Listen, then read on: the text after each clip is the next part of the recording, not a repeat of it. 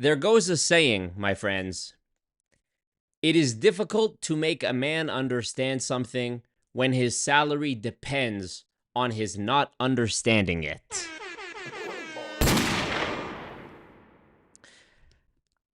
Humbly, I believe that is what we witnessed on Saturday night when I did a debate with the gentleman named Jarrod.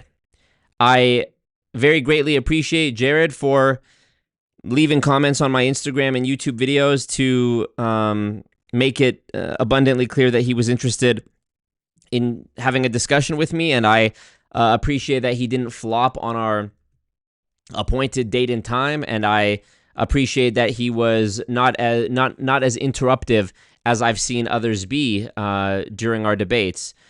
However, now let me be a gentleman. Let me not say anything about him that I wouldn't say to him. You know, let me not talk behind his back in a way that I wouldn't be comfortable speaking to his face. I believe Jarrod, and Jarrod, I know you're watching, so I can address you. Jarrod, what I believe, if I'm being completely honest, is that you are a person who is undergoing currently something called cognitive dissonance, okay? Cognitive dissonance. Let's pull up the meaning of cognitive dissonance in case there are children watching who don't understand words, okay? Cognitive dissonance. Oh, here we go. Restart screen capture. There we go. Okay. Here we go. This is what cognitive dissonance means, folks. The state of having inconsistent thoughts, beliefs, or attitudes, especially as relating to behavioral decisions and attitude change. At the end of the debate, Jarrod made it very clear that he sleeps easily at night and his hands are clean, as he said. Those were his exact words. His hands are clean. My hands are clean. What I want to know is, and the reason I say I think Jarrod is undergoing or dealing with cognitive dissonance or in the throes of cognitive dissonance, is because why would anyone, not just Jarrod, but why would anyone who claims to be a millionaire simultaneously be spending Lord knows how much time commenting, doing a debate with me? It's now gone to the point where he's commented, replying to almost every single comment that was left on the debate. Never mind his own comments that were independent, like not in threads. On top of this, he's messaged me more on Instagram. He's gone and commented, and shout out to Brandy for sending me this. He's now gone and commented on a post from nearly a year ago from Stefan and Jenna, who I did an interview on Multi-Level Misery episode with, where they talked about their 13 years in Amway. She sent me a screenshot, and Jarrod has taken the fight, so to speak, to other people in the Always Marco sphere, the Always Marco universe, the anti-MLM universe. It was a long thread. I'm not able to find the full thread now. It seems that it was perhaps it was deleted, or it was archived. I think he either got blocked by Stefan and Jenna, or it was just simply deleted. But I got a screenshot of one of them. He comments, one of his many comments on this post. I should have screenshotted all of them. I'm not even going to read it because it mentions Israel, of course. But let me go to my screenshots here. Screenshots. Okay, here we go.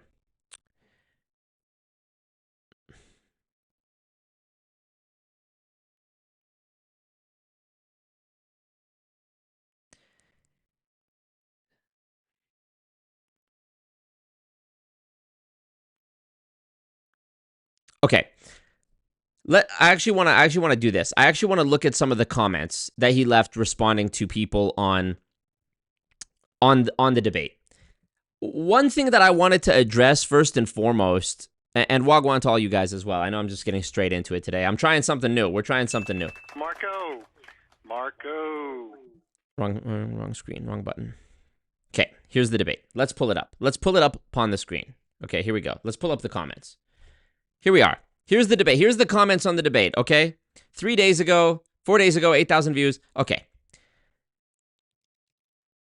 Here's a comment. Man, I'm not even done with this debate, but I really admire Marco's debate / articulation skills. It's truly masterful and a work of art. Now, I'm not just reading this comment to blow smoke up my own wazoo. The reason I'm reading this comment is because, and you know I'm a cult leader, you know I'm an egomaniac, you know I don't like to be humble, right? You know it's the last thing that I like to do is to be humble. But I want to mention this bring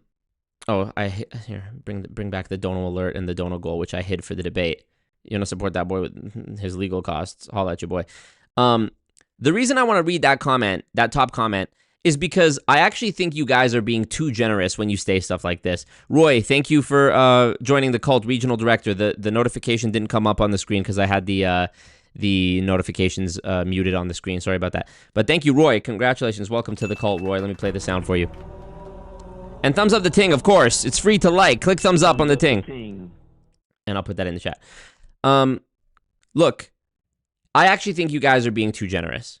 Because while I do think that I'm a good speaker, while I do think that I generally articulate myself pretty well, and I think I'm generally eloquent when I want to be, I honestly think that the things that I say, which are truthful and sensible and rooted in logic and reason, are just, by contrast, that much more impressive when you're talking about multi-level marketing, or when you're talking to someone who is defending multi-level marketing, which relies on lies, deception of the self and others, and basically insanity. On the thumbnail of this stream, you saw me put "everyone is insane." We have Scott and Peter who are going to weigh in a little bit later. You know, we need to hear Scott and Peter's thoughts on the stream. So I don't actually think I'm a particularly good debater or articulator. I think it's just that everything I say during a debate like the one we did with Jarrod seems that much more impressive by contrast, because we're talking to somebody who is literally living in a different world. You know, every time, Devin, I think, said this to me on Instagram, it's amazing how every time I do one of these debates, we manage to get like a little gem from them, like a little sound bite, you know? On the debate we did with Feby Francois from World Financial Group, we got the infamous quote, "It's ice cream, it will melt." And he said this in response to me asking him. I was trying to spell out the basic components of supply and demand to him. And I said, don't you see that if you have an ice cream truck, that it's not good for your business for there to be 5 other ice cream trucks in the same neighborhood, because it means more competition for you and less customers that you could sell ice cream to, because you have more competition? And his answer to that very straightforward question was, "It's ice cream, it will melt." MLM, involvement in MLM, rather I should say prolonged involvement with an MLM, is a mental illness, okay? And I don't say that to be bombastic or shrewd or hyperbolic. In order to, over a long period of time, engage in MLM, you have to be willing to self-deceive as well as deceive others to such a degree that there's nothing else you can call it but mental illness. And sociopathy, psychopathy, those are mental illnesses. And you've heard me say before that I think the people who really reach the top rungs of MLM and who are involved in it for many, many years and continue to have financial success in it are psychopaths and sociopaths. Because you can't, as I've explained before, you simply can't go through it for so long, hearing all of the logical fallacies and seeing all of the tactics to control and lawsuit and, lie and manipulate and deceive. You can't go through that. You can't see all of the tears, all of the lost money, all of the people who have been churned, all of the frustrations that people have, all of the divorces, all of the lost friendships. You can't yourself sow the seeds of distrust among friends and families, telling them that if people don't support your MLM dreams, they're a hater and a dream stealer and you need to separate yourself from them, like what Scientology has been alleged to do many, many times. You simply can't consistently see that over and over again. And it's endemic in MLM. It's ever present. All MLMs, in my experience, do this, okay? You simply can't see all of that behavior and go, this is perfectly fine. This is why I've said before, MLM is legal crime, and it attracts people who are criminals like moths to a flame. That's why there are so many people who have lush criminal backgrounds that end up getting involved with MLM. I pointed out several of these people in I Am Academy, the company that Jarrod's best friend David Immonitier was in, and his best friend DL Woods was in. Okay? Cash Cartier, Austin Gotzi, both currently in jail for violence towards women. You know, I heard so many stories about stuff that, you know, there's not evidence for it because it was just eyewitness, so I'll reserve that for my own, you know, memory bank and you know, private whatever. But it's just like, you know, they don't do background checks. And even Jarrod, I believe it was one of his comments, or perhaps he mentioned this on the stream, talked about how he wasn't able to, I think it was in one of the comments or maybe in a message to me. It's written somewhere. Forgive me, I don't recall where the source was at the moment. But he talks about how he was unable to get a job during the time of his life when he was struggling prior to joining MLM the first time because he had bad credit. He had one offer which was retracted because they did a credit check on him and he had bad credit. And he tells a story that's eerily similar to the story David Immonitier told to Eric Worre when he appeared on his podcast years ago, where he talks about having a baby mama. David Immonitier talks about having a charge for stealing a TV, not being able to get a job because of background checks, so he joins MLM. I mean, if ever there was better evidence that all of these people are just copy pastes of the same person, down to their vocal inflection and the way they talk. Jarrod is doing the most like David Immonitier, you know, like Black Prosperity Church pastor performance. Like, they literally talk exactly the same to an uncomfortable degree, more than you would talk like your best friend who you know, it's natural that you're going to adopt slang terms of people you hang around with a lot and certain mannerisms perhaps, but not like this. Not like this. And, you know, oh, we need to give the glory to God. I remember David Immonitier on stage at a I Am Academy event. Oh, when Christopher Terry asked me to join this company, I told him only on one condition. We give the glory to God. You are a fucking scammer. You have no business acumen.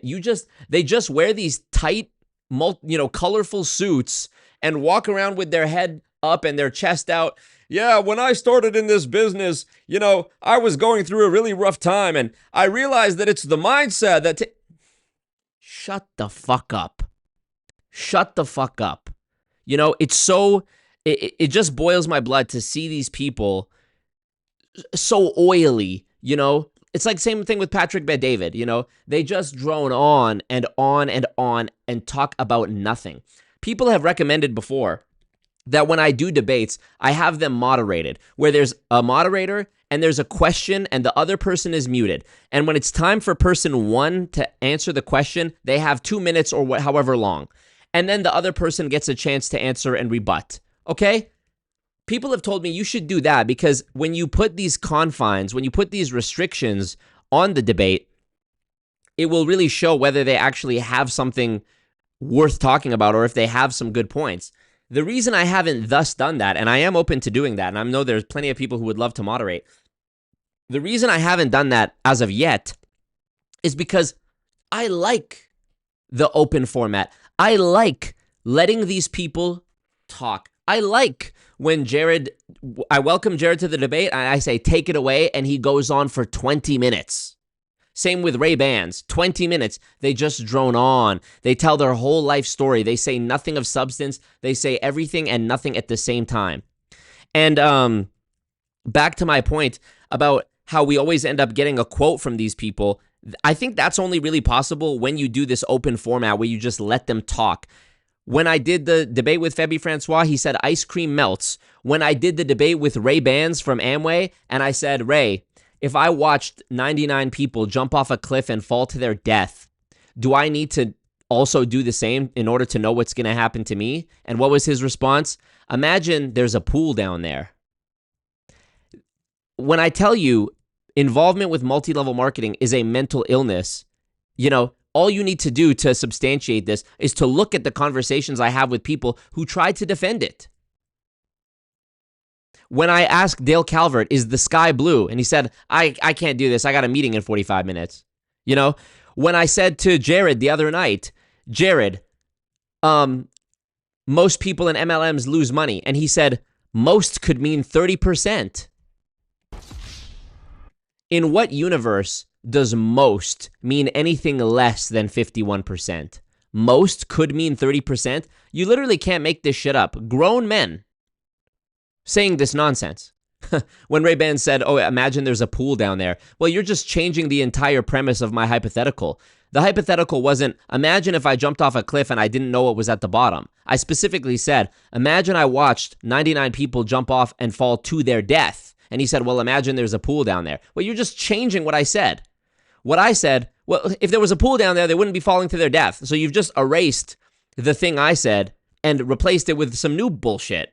So this is what I mean. I love letting the open format go, because when you let these people talk, it's like you give them the rope and they hang themselves with it, you know? They just talk nonsense. They just talk. Oh, here's another one. Speaking of David Imonitier, when I did the debate with Jarrod and I brought up David Imonitier and if he knew him, the first thing he said was, me and David have never been in the same company together. And approximately 60 seconds later, somebody pointed this out in a comment and they put the timestamps. We'll look at that in a second. Less than approximately a minute later, he says, oh yeah, me and David were in Organo Gold together. And he only even admitted that because I know my shit. And I called him out and I said, actually, I specifically remember David Imonitier during his interview with Eric Worre mentioning that he was part of a company called Organo Gold, which Jarrod also said he was involved with. So naturally, I'm going to ask if he knew him and if they were in it together.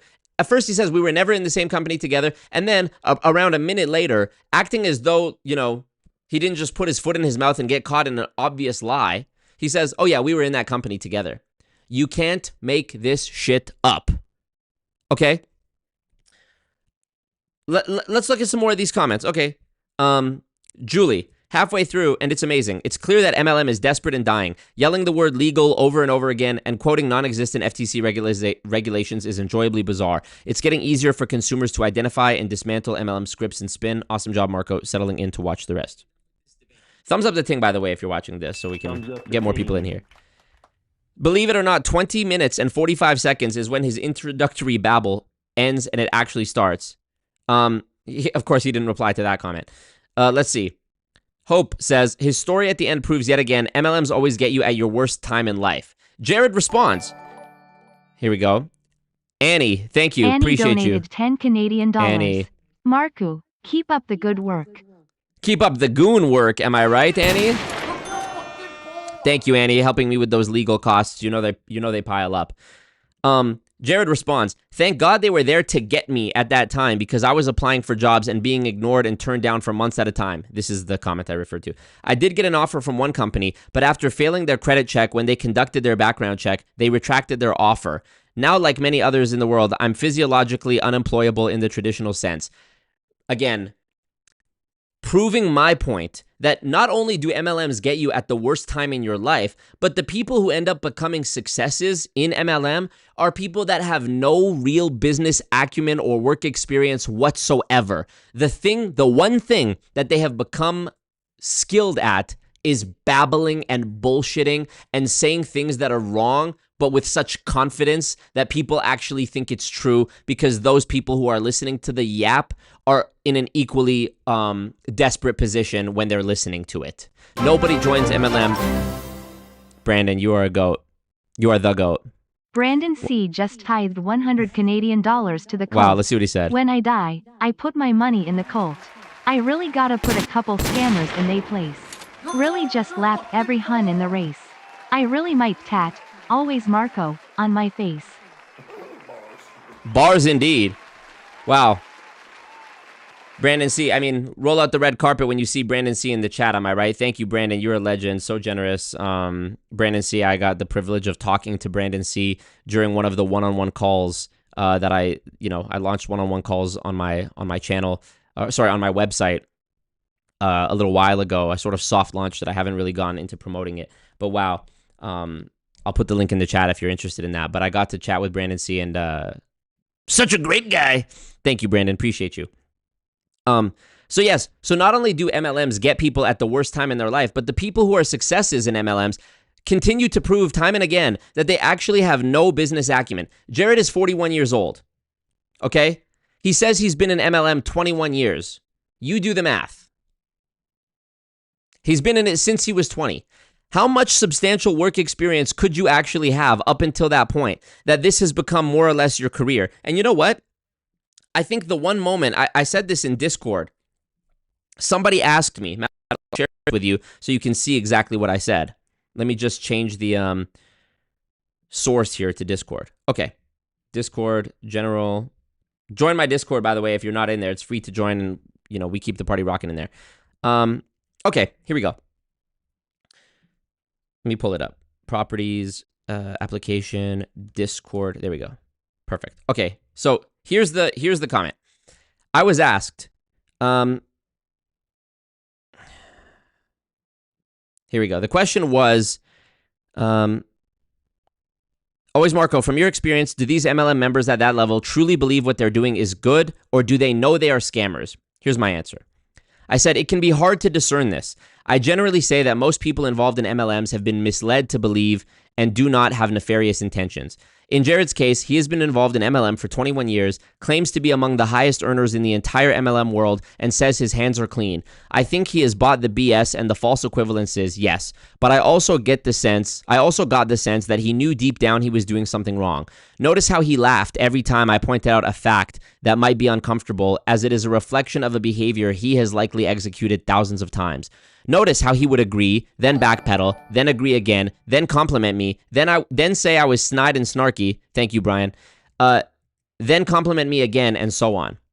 What we saw last night was a man who was a contradiction in so many different ways, and I think the only single moment we saw the true Jarrod, who wasn't putting on a performance of the suave businessman who talks just like every other MLM hun bro, was at the end when he recounted his desperate situation before joining his first MLM. I think that authentic Jarrod has been buried beneath this nonsense for 21 years, and he's so deep in it he can't get out. A guy who quituated college, claims in one of his comments on the debate he couldn't get a job for months before joining an MLM, and the one company who did make him an offer retracted it after he failed a credit check. He has bet it all on this. Mind you, he said that he not only was he at a desperate time in his life where he couldn't even pay the mortgage, but somehow was able to get $1,500 to join the MLM. Okay, make it make sense. Not only that, he says he met his current wife through MLM. He's been in it 21 years. Almost his entire adult life has been MLM. He's so deep in it, how can he get out? But I still think he recognizes it, because why are you leaving all these comments? Brandy made a great point. Leaving all these comments on my video, watching my content, doing a debate with me, leaving follow-up comments, messaging me, going on other people's posts, commenting. These aren't exactly income-producing activities. I'll tell you what, if I was a multimillionaire, you wouldn't see me doing that. I'll tell you that much. Brian, thank you. He says, can you drop suddenly now? I mean, if you got it, you got it. If you don't, I don't even know. I don't even know where that's at. Okay, let me continue.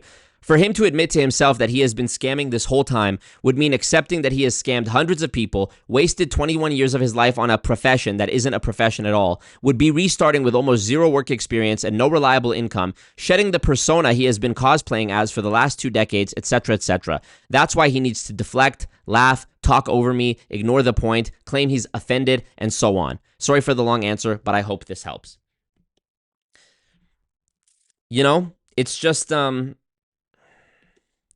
It's just really something.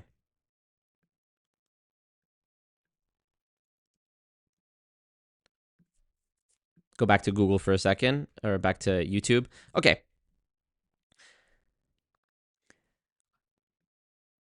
Here we go. Here's a great comment. When Jarrod showed how much he made, welcome to the Discord Vision Avant. When Jarrod showed how much he made, Marco immediately reminded him that for every one success like his, there are countless people who get pulled in during their lowest point and end up even worse off. And Jarrod just brushed past it with, yes, true, but I made $1 million. That moment really cleared up any doubt I had about his sincerity. Reminds me of Nathan Goldberg from my ACN video during his one speech where he said, you be right, I'll be rich. I mean, what a fucking scumbag. Here we go.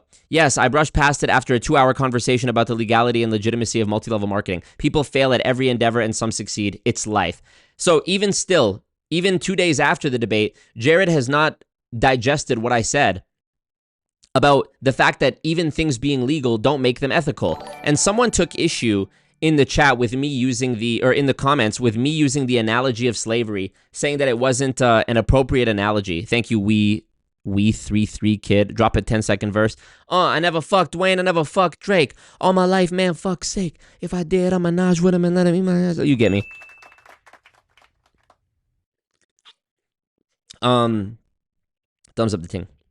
You know, yeah, stay broke, as a bad dog sports upline said to him. Thumbs up the king. Stay broke. I should add that as a sound.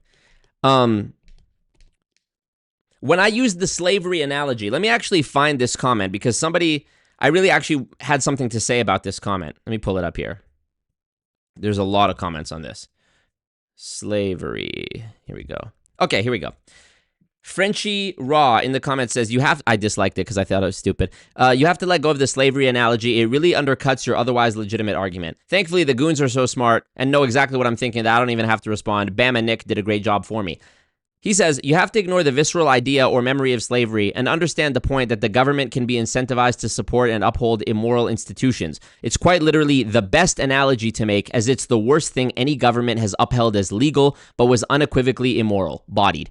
I mean, you can choose other options, but the visceral nature of slavery hits the point home even harder because nobody can deny it, where it is hard to find anything else that is not debatable as immoral or not. Even his weed example could be debated. So true.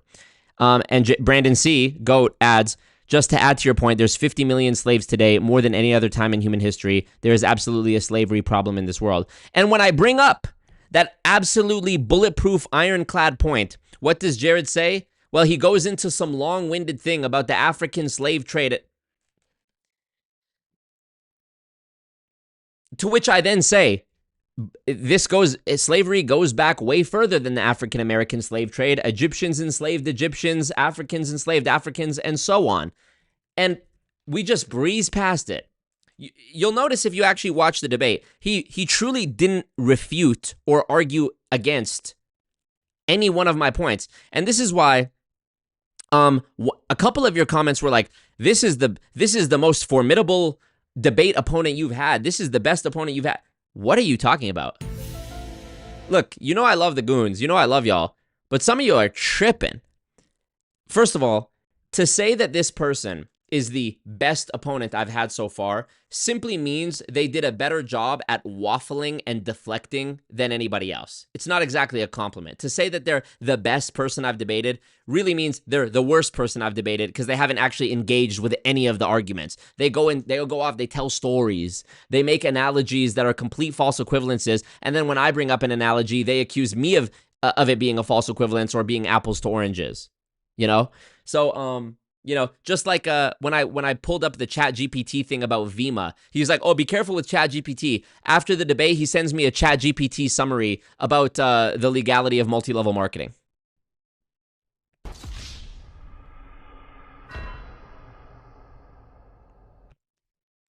Okay, so I actually don't know what y'all are watching. Because he didn't interrupt? Okay, I appreciate that. This is the same guy who during the debate said most could mean 30%. Okay.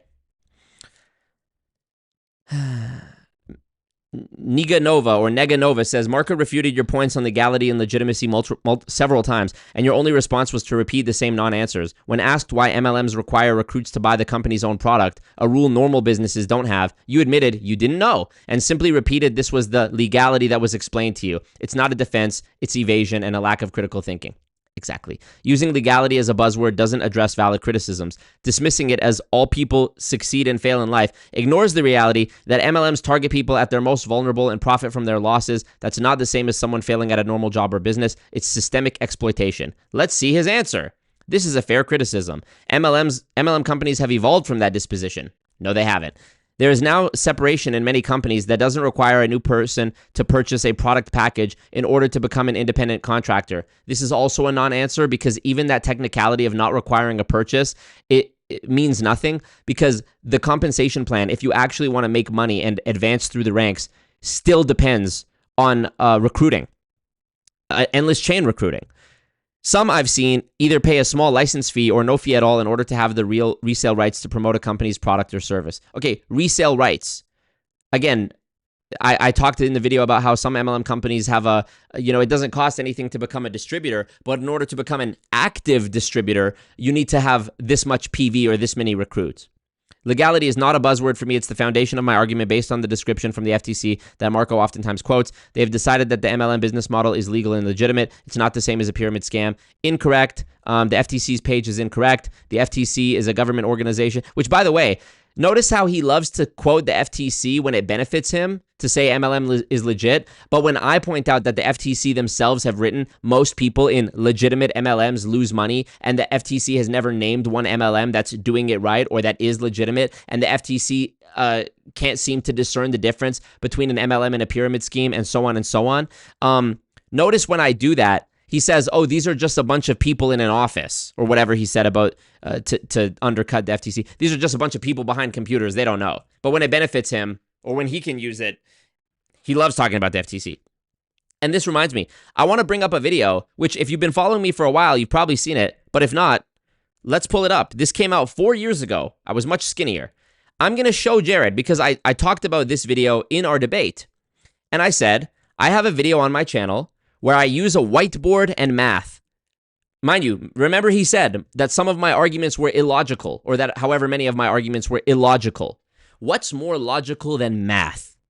I love it. I'm not even a math guy, but let's go ahead and check out this video by Always Marco from 2021, Why Making Money in an MLM is Impossible. It's very short. I'll put it on 1.25 speed. And Jarrod, I know you're watching. Let's watch this together, and maybe our brains can compute why your success in MLM was not because you're such a great wordsmith, was not because you had the right mindset and manifestation, was not because you're such a hustler, was not because you learned how to sell, recruit, and train, but because you scammed people to join under you in a losing proposition, which I'm about to explain right now with math, black and white. Here we go. Regardless of your level of effort or your mindset. Let's begin with a model where I join a multi-level marketing company and I recruit 5 people. God did. Matter of fact, let me not put it on 1.25. GIDDDDDD. 69 Canadian dollars and 37 cents. Ooh, Marco Always Polo Marco should be Polo. your Should be your polo shirt merch name. Fire. Thank you for that. Thank you. I really appreciate that. Damn, you guys are being super generous today. It really means a lot, and you guys are helping me. Also, real quick, GoonCon 6 announcement. Live from Goon headquarters in scenic Edmonton, Alberta. It's time for Goon News. Okay, Goon News. So today and tomorrow, I always forget whether it's the 20th or the 21st, marks the anniversary of when I started YouTube, okay? This is the 6th year that I've been on YouTube, live streaming. And funny enough, I actually started live streaming in the location that I'm in right now, secret location. Jerry Jack, thank you so much. You're a legend. Jerry Jack dropped a bag 20 Canadian dollars pon super chat. Frog I support you for Eva Marco. Thank you, Jerry Jack. You're a legend, and you've been there so long. This is the 6-year anniversary of me being on YouTube, and it's amazing that I've still been able to do this for this long, and it really means the world to me that I've been able to not only have a job that, it's like the #1 dream job of most people in the world, but also that I'm actually doing it not just to make like prank videos, but to like help people, really help people. So it's just been the most purposeful thing. I've been thinking, like, what's a good thing I can do? Normally, I do, like, a big stream every year where I get, like, cake and decorations and have guests on. And I was like, man, I really would love to do an in-person thing. And, I did one in 2022 in, like, January, which was, like, a random time to do it. But I went to California, and there was, like, 20 people that showed up. And that was just amazing. But yesterday, right now I'm in Edmonton, Alberta. Yesterday, I was walking through the Fringe Festival, which is like a summer outdoor festival with like food trucks and street performers and plays that goes on every summer in Edmonton. And there's a play called Scamway, which is about multi-level marketing. And I thought, whoa, it might be a cool idea to like organize a bunch of goons who are in Edmonton or surrounding area to like, we all buy tickets to this show and like go watch this play together. I don't know what to expect. I think it's a musical about MLM. I went on their website. It said that all the performers are women or non-binary people. So so I don't know, like if we're gonna go there and it's just gonna be like some you know, I don't know, LGBT propaganda. I don't know, but I just thought it could be cool to do something like that. But you know, let me know if you guys DM me on Instagram if you think that would be cool. If enough people DM me, I'll set it up. I'll contact the producer or whatever, and we'll figure it out. So yeah. Anyways, back to this. I'm actually not going to put it on 1.25 speed because I want y'all to learn this. Also, what up to all the members in the chat? I love to see it. And I'm going to read your comments. I'm going to go through your comments later too. Here we go. There's now a total of 6 people in the company, including the person at the top, who is eligible to earn money from the compensation plan because they recruited 5 people underneath them. But those 5 people can't earn anything from the compensation plan because they don't yet have anyone under them. Muted my mic. Are we following here, boys and girls? In this hypothetical MLM, they have a 5x5 matrix recruiting plan where we've started with one person in the company right here. One person in this circle right here, okay, at the top. They have 5 people below them. In this hypothetical, 5 people is the minimum amount you need to be, you know, the first rank or whatever, okay? Who's on the bottom? There's 5 people on the bottom. There's 1 person on the top. It's a 5/1, okay? Let's continue. I know it's tough, but let's keep going. So as it stands right now, 1 in 6 people in the entire company are eligible to earn money from the compensation plan. That means that about 80% of the people in the company are not eligible to earn anything. Okay, 1 divided by 6, folks. 1/6, doing it on my calculator, is 16%. 16%. So that means take 16 off of 100. What's 100 minus 16? 84. So 84% of people who are in this current company that has 6 people in it are ineligible to earn anything. Okay. Let's go down another layer and say that all 5 people in this layer each successfully recruited 5 more people. So we now have another layer of... Okay, so now underneath those 5 bubbles, imagine each of those bubbles has 5 bubbles beneath it. Now we have 25 in one layer, 5 in another layer, and 1 in another layer. Take it away, Marco. Recruits in the company, totaling 25 people. 5 times 5, 25. Out of the 31 people in this company right now, 25 in this layer, 5 in this layer, and the person on the top who started it all. 25 people are not eligible to earn anything from the compensation plan because they don't have anyone under them. This could also be described as them not having enough PV. Maybe they also didn't make enough purchases, but you get me. In any MLM compensation plan that you can find, you don't unlock enough money to make back your purchase cost unless you recruit, you know? And this is why it's not even really fair to call earnings from the compensation plan earnings necessarily, because so for example, like let's say there's an MLM where you get $1 for 1 PV or 1 PV for $1, right? It's a 1-to-1 ratio. So you spend $100 on product, you get 100 points, and that equals $50. So your money goes in, $100. It becomes 100 points. Those points translate to $50. So you get $50. That's your payment for the month. Okay, you lost $50, right? You put in 100, that equaled 100 PV, and 100 PV earns you $50. So you lost 50. The reason it's not sensible to call that $50 income is because it's just a rebate on the $100 you did spend. That's it. That's like me saying that my credit card, which gives me cash back, thank you, Jim Bob. That's like me saying that my credit card, which pays me cash back, you know, I get 1% every year. If I spend $10,000 in a year, they'll give me $100 at the beginning of next year. I wouldn't report that $100 as like income. Scam means still confused about Marco. So true. So true. So true. Thank you. Thank you, Bobby Bill. Okay, so let's continue. Still, around 80% of people in the company are not eligible to earn anything. The percentage of people who are eligible to earn money from the compensation plan remains fixed, and it continues this way. Let's go another layer. These 25 people all successfully recruit 5 people. So now we have another layer with 125 people. Out of 156 people in the company, 125 of them aren't eligible to earn anything because they have no one under them. Still, 80% of the people are not eligible to earn anything. This is a great demonstration of what I tried to explain to Jarrod, which I substantiated using OrganoGold's own own income disclosure, okay?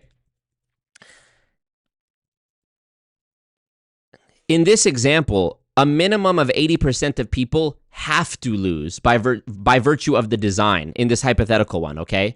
They have to. Not they might, not if they don't work hard, they'll lose, not, maybe they'll make money, no, 80% of people have to lose, as I'm explaining in this video, okay? And keep that in mind for when you hear somebody like Jarrod say things like 30%, most could mean 30%. If we expanded this model even further and applied the very generous assumption that every person in every layer successfully recruited 5 new people who stayed in the company, we would very quickly start to see the number of people in this company balloon. By the time we get to the 5th layer, we would have 3,125 people on the bottom level. If we add up every layer beneath the person who started it all, we have... Mind you, we've only gone... How many layers have we gone here?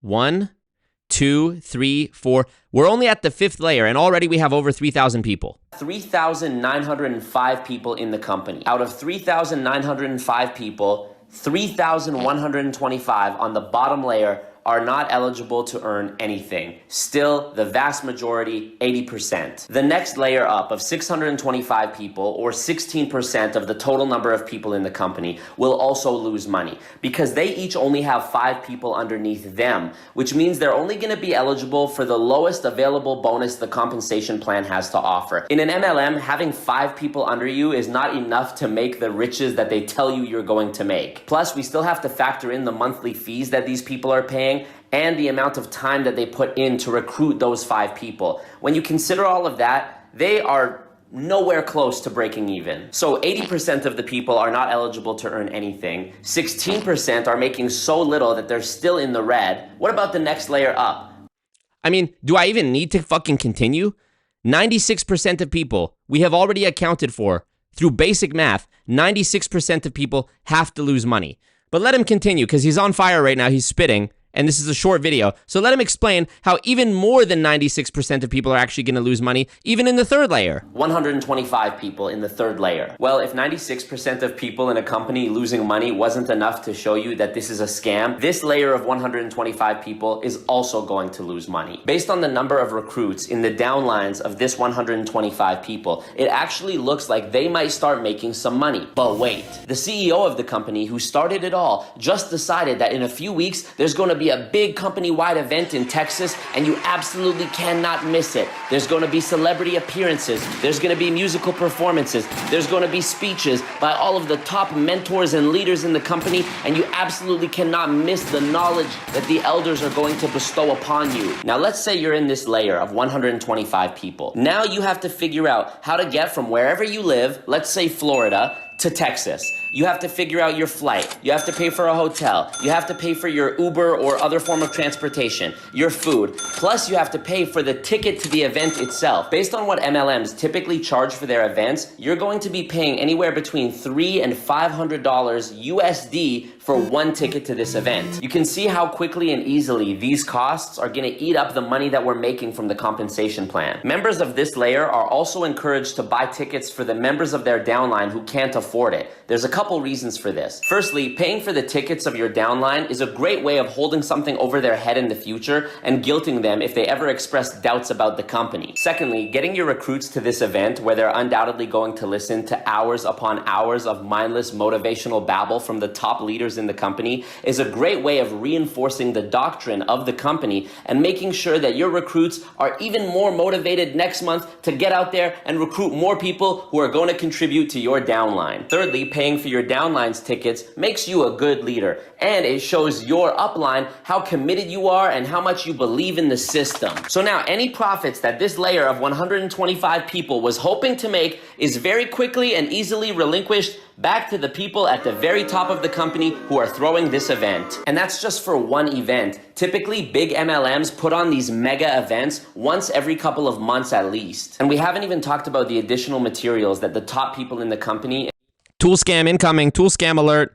LOL, Devin says, ToolCon. Will Pitbull be there? Yes. Dale. Encourage everyone to purchase as mandatory mindset training. Books, ebooks, motivational webinars, t-shirts with your team's name or logo written on it are all things sold to people in the company for profit on top of the monthly fees they already pay. These are all things that contribute to the fact, yes, it is a fact, that 99% of people in every MLM company ever lose money. And as far as the process of 5 people who recruit 5 people who recruit 5 people, etc., that can only happen 13 times before you run out of people on earth to recruit.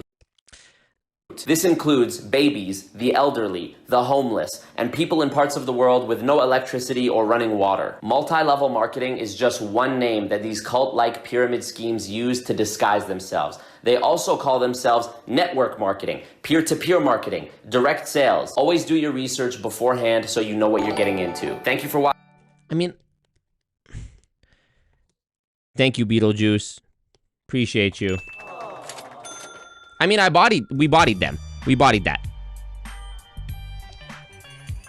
You know, another thing about people saying that Jarrod was the best, the best debate opponent that I've had, you know, I explained, in my opinion, pretty thoroughly, point by point, when I asked him, what exactly is the profession? What exactly do you do in MLM? And he said, we sell, recruit, we train. And I broke down point by point why each of those was a lie. Why each of those was nonsense. I pointed out that sales was nonsense because people who are salespeople are recruiting their own competition, which is completely anathema to business. I pointed out why the term recruit was nonsense because why would you be recruiting a mathematically impossible endless chain of people with complete disregard for the actual market demand of whatever it is you're selling? I explained that train was nonsense because what is the training? You're training people. I mean, train can basically be lumped in with recruit. When these people train, what do they talk about? Mindset, manifestation, cutting off people who don't believe in you, going to Walmart and Target and telling strangers, hey, I love those shoes, to like strike up fake conversations with them to try to recruit them. It's all nonsense.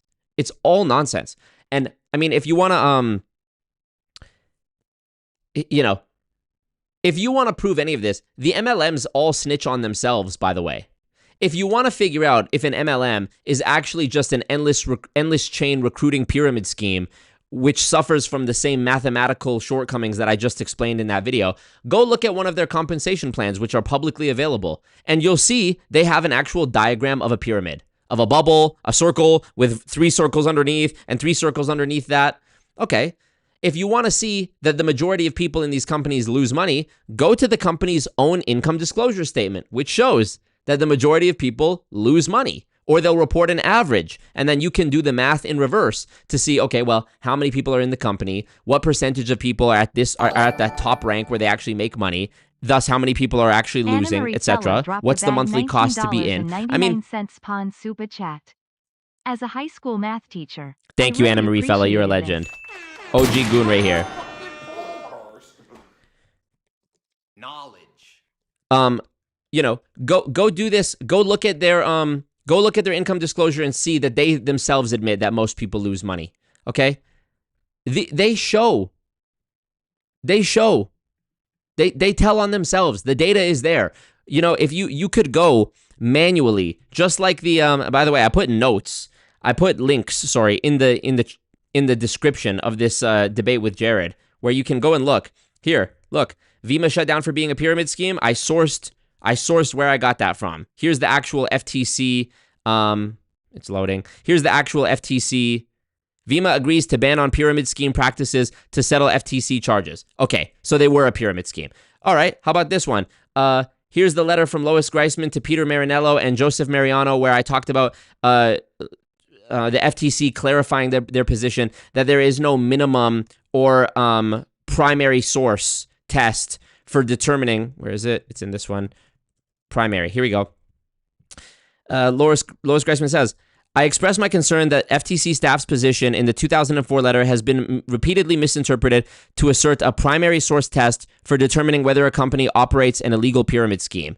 She very clearly says, some appear to have misinterpreted the 2004 letter about personal consumption to claim that so long as 50% or more of a company's revenue is generated by sales of its products to end users, that it's not a pyramid scheme. As I said at the September 22nd DSA seminar, this is neither the staff's position nor the law regarding whether an MLM company's operation constitutes an illegal pyramid scheme. Okay. I provided a source for what I claimed. Next. OrganoGold income disclosure. Since you guys couldn't see it on the screen because I had Jarrod on the screen, here's that. Here we go. Percentage of participants. 82% were in the rank that earned $0 to $599. And by the way, this is an annualized average, meaning it's an inflated number because it takes into account the people at the top of the compensation plan who earned the most money. Okay? 82.5% of people earned between $0 and $600. $600 divided by 12 months, we're talking $50 a month or $12.50 a week, okay? What do you think? Let's even pretend that the monthly cost was only $50. You lost. You made nothing. And that doesn't even factor in the amount of time you spent on Zoom calls, the gas you spent driving to and from some bullshit event, any tools you might have bought, and on and on and on. 82.5%. Do I even need to read the other ones? Okay, 1.7% of people earned over $100,000. They tell you themselves. They tell you themselves. And by the way, what are the odds that this number, 82.5%, is almost exactly commensurate with the number that I showed in my video that we just watched, why making money in an MLM is impossible? Isn't it amazing that this number, 82.5, is almost perfectly commensurate with what I showed the bottom layer of any MLM represents, percentage-wise? 1 over 5. One person with 5 people under them, 86% is what that equates to. So maybe this compensation plan has like a 1 over 7, like you have to recruit 7 people, or it's a 5 by 5 or a 4 by 4. Maybe it's a 6 by 6. You never know. Again, we could probably find this if we just looked in the company compensation plan. Oh, there it is. Let's check it. Okay, there's ways to make money. Okay, retail profit. Okay. Fast track bonus. Okay. Dual team bonus. Okay. Unilevel bonus. Oh, there it is. As I described. Go to any MLM company's compensation plan and you will see them drawing an image of a circle with 3 circles below it. This is exactly what I just drew out on the whiteboard. They tell you themselves. Unilevel matching bonus. Okay, again, based on recruitment.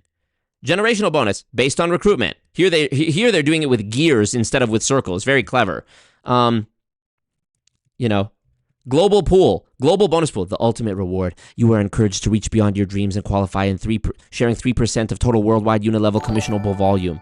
I mean, I'm always right. Jan just I always dropped win. a bag $20 Canadian. Jan, you guys are being too generous today. Seriously, I'm calling the police. We need that. We actually need that. Thank you, guys. Thank you. Thank you. Thank you. Thank you. Thank you. We do need it. Oh, what else? Here we go. Oh, there was more? Oh, he put so many sources. He's such a genius. 99% loss rate. Here it is. This is chapter 7 of John Taylor's document, his study, The Case For and Against Multi-Level Marketing. MLM's abysmal numbers. All right, you can read this on your own if you like. It's on the FTC website. It's public comments. You can go check it out. Scroll to the very bottom of this 40-page chapter. Bobby Bill, thank you. Thank you. Thank you. He says, MLM profits by hope. We need to change our definition of hope. I'd love to come to one of your meetups. Thank you, Jim.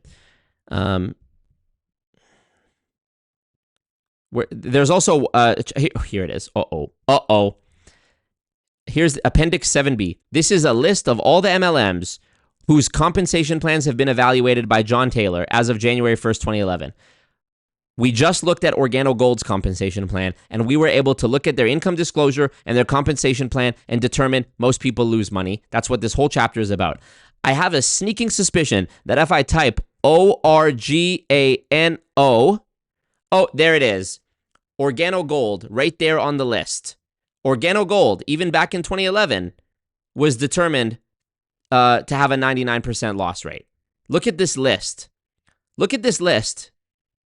Look at all these companies. It's alphabetical. Look at this. ACN, Advocare, Amway. It just goes on and on and on and on. It's like, you know, and there's more, by the way. A lot of these have closed down and new ones have opened. Some of these have rebranded. The leaders from one of these went to, World Financial Group. Oh, interesting. Unicity.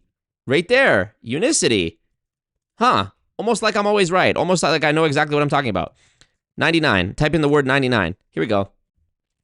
Of the 350 MLMs on this list, of the 350 MLMs I've analyzed for which a complete compensation plan was available, 100% of them are recruitment-driven and top-weighted. In other words, the vast majority of commissions paid by MLM companies go to a tiny percentage of top of the pyramid promoters at the expense of a revolving door of recruits, 99% of whom lose money. So whenever Jarrod says that I made up the 99%, whenever people try to say, oh, John Taylor, who is he? He's just a nobody. Okay, great. I love that. Let's ask questions. Let's test reports. Let's test theories, okay? He's written, this is just one chapter, which is 40 pages. He's written, this is a big document, okay? He's explained, like, with math, similar to what I did, how, like, it's so thorough. It's so thorough. This full document. There's explanation, there's sources, you know, and again, he uses the MLM company's own publications to determine this.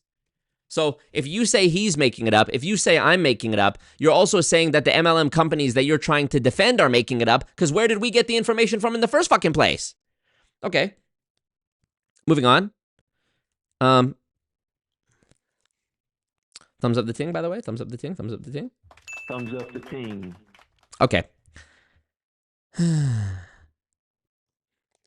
More comments from Jarrod. And, you know, the reason going back to the beginning, the reason why I say Jarrod has cognitive dissonance is because it's like, yeah, he says his hands are clean, but if your hands are clean, you wouldn't be losing this much time over this, you know? Also, this is a great thing we should look at too, regarding Jarrod and I's argument about Bernie Madoff and the Bernie Madoff comparison, okay? And I said that he talks about how terrible Bernie Madoff was, and I actually made the point about Bernie Madoff that I actually think MLM is worse. And I have a video on my channel called The Truth About Pyramid Schemes. I'm so smart. Also a short video. Thank you to Beyond for the animation you did in this video. I released this on October 7th, 2023. Wow, crazy. I never even realized that it was, you know, the October 7th that I released this. Okay, in this video, I explain why it's actually nonsensical that MLMs are legal, but pyramid schemes are illegal. And I'm going to jump to that part of the video right now. Here we go. Let's check this out. Here we go. This opportunity. Maybe it will help to look at the list of pyramid scheme red flags the FTC provides in determining whether an MLM company is a pyramid scheme or not. 1.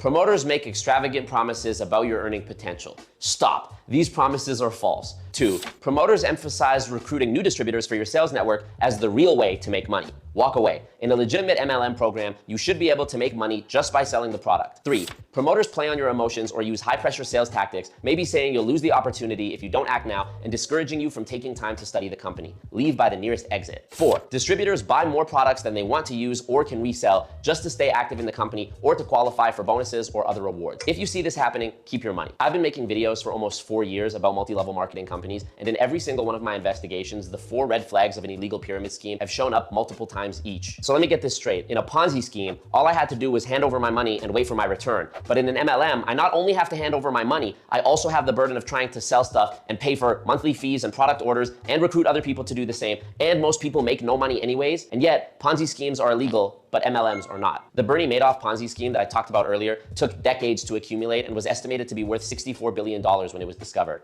But the Direct Selling Association, which lobbies the government on behalf of MLM companies, reported earnings of $186.9 billion in revenue for 2021. Okay, so this is directly referencing the point that I made to Jarrod about how I actually think MLM is far and away the biggest Ponzi scheme in human history. Bernie Madoff is not even close. And here is me showing that. That was the totality of Bernie Madoff's accrued ill-gotten gains after nearly 3 decades, okay? And that is what MLM reported bringing in a single year.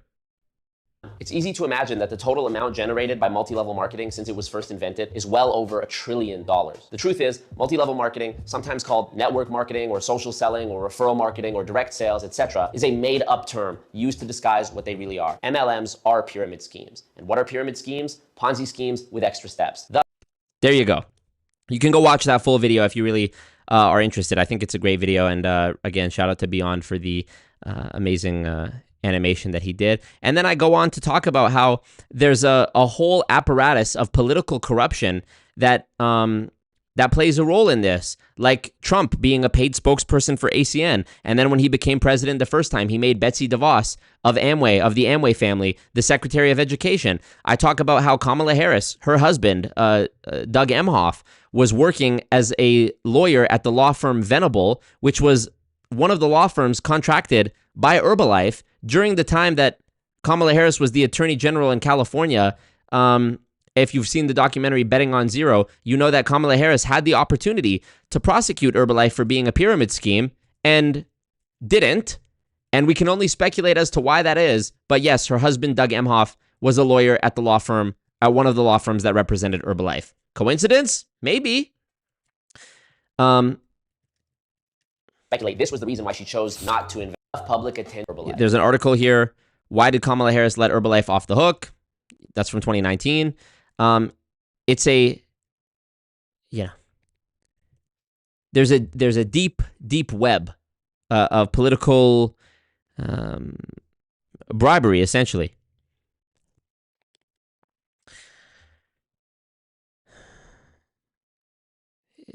Yeah, see, this I disagree with.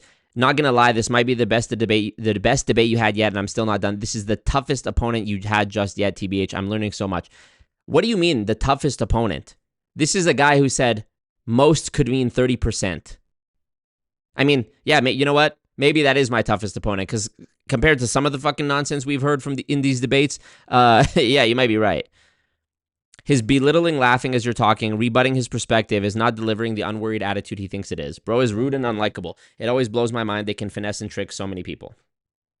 Where's the reply on this one? Okay. Alex says, at 2 hours, he's talking about people doing nothing. But how does he know that? He's defining doing nothing as producing no results. But that's not nothing. People can join all the Zooms, travel to conventions and meetings, post daily on social media, pitch to family and strangers and friends, and earn $0. That's not doing nothing. It's also weird how he keeps saying that math is illogical. Did he reply to this one? Okay, I guess not. Recruiting to generate volume is a tautology. They say don't recruit without volume, but volume almost always comes from new recruits buying the product. So effectively, recruitment is the main driver, even if they dress it as sales. A tautology is a statement that is true by definition or redundancy, but doesn't really give you new or meaningful information. A simple example is, it will rain tomorrow, or it won't rain tomorrow. It's always true, but it's not useful. Another example, you need recruits to generate volume because volume comes from recruits. Exactly. As a matter of fact, let's jump over to Canva for a minute. I'm gonna do a little drawing for you folks. Okay, here's what we're gonna do. We're gonna do a drawing, and I'm gonna type Coca-Cola. Here we go. And I'm also gonna draw here. I'm gonna do a drawing for you guys. Ready? To make a point very clear. Factory. Here we go. Here we go. Okay, so this is the Coca-Cola factory that I've made an image of here. Ready? Bring this forward. Okay. So here's the Coca-Cola factory. Beautiful. Coca-Cola factory. Beauty. All right. Coca-Cola creates Coca-Cola. They produce it. Let's call this Walmart or store. Yeah, we'll just call this store, okay? This is the store. All right? The store buys the product from Coca-Cola so they can sell it in their store because they want to make money off it because it's a popular drink and they're going to sell it to their customers. Okay? Man. Here we go. Next, we have a man or a person. This could be any gender. This person, all right, there it is. We've established a beautiful flow chart. Okay, so Coca-Cola manufactures the product. It gets sold to the store, okay? And then it gets sold to the customer. Let's bring in some text here. We love text. Manufacturer. Ready? Manufacturer.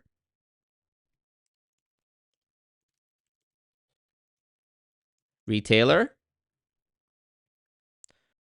I feel like an MLM guy now writing stuff on the whiteboard. Customer. Okay. And then let's put this in parentheses. Wholesale. Right there.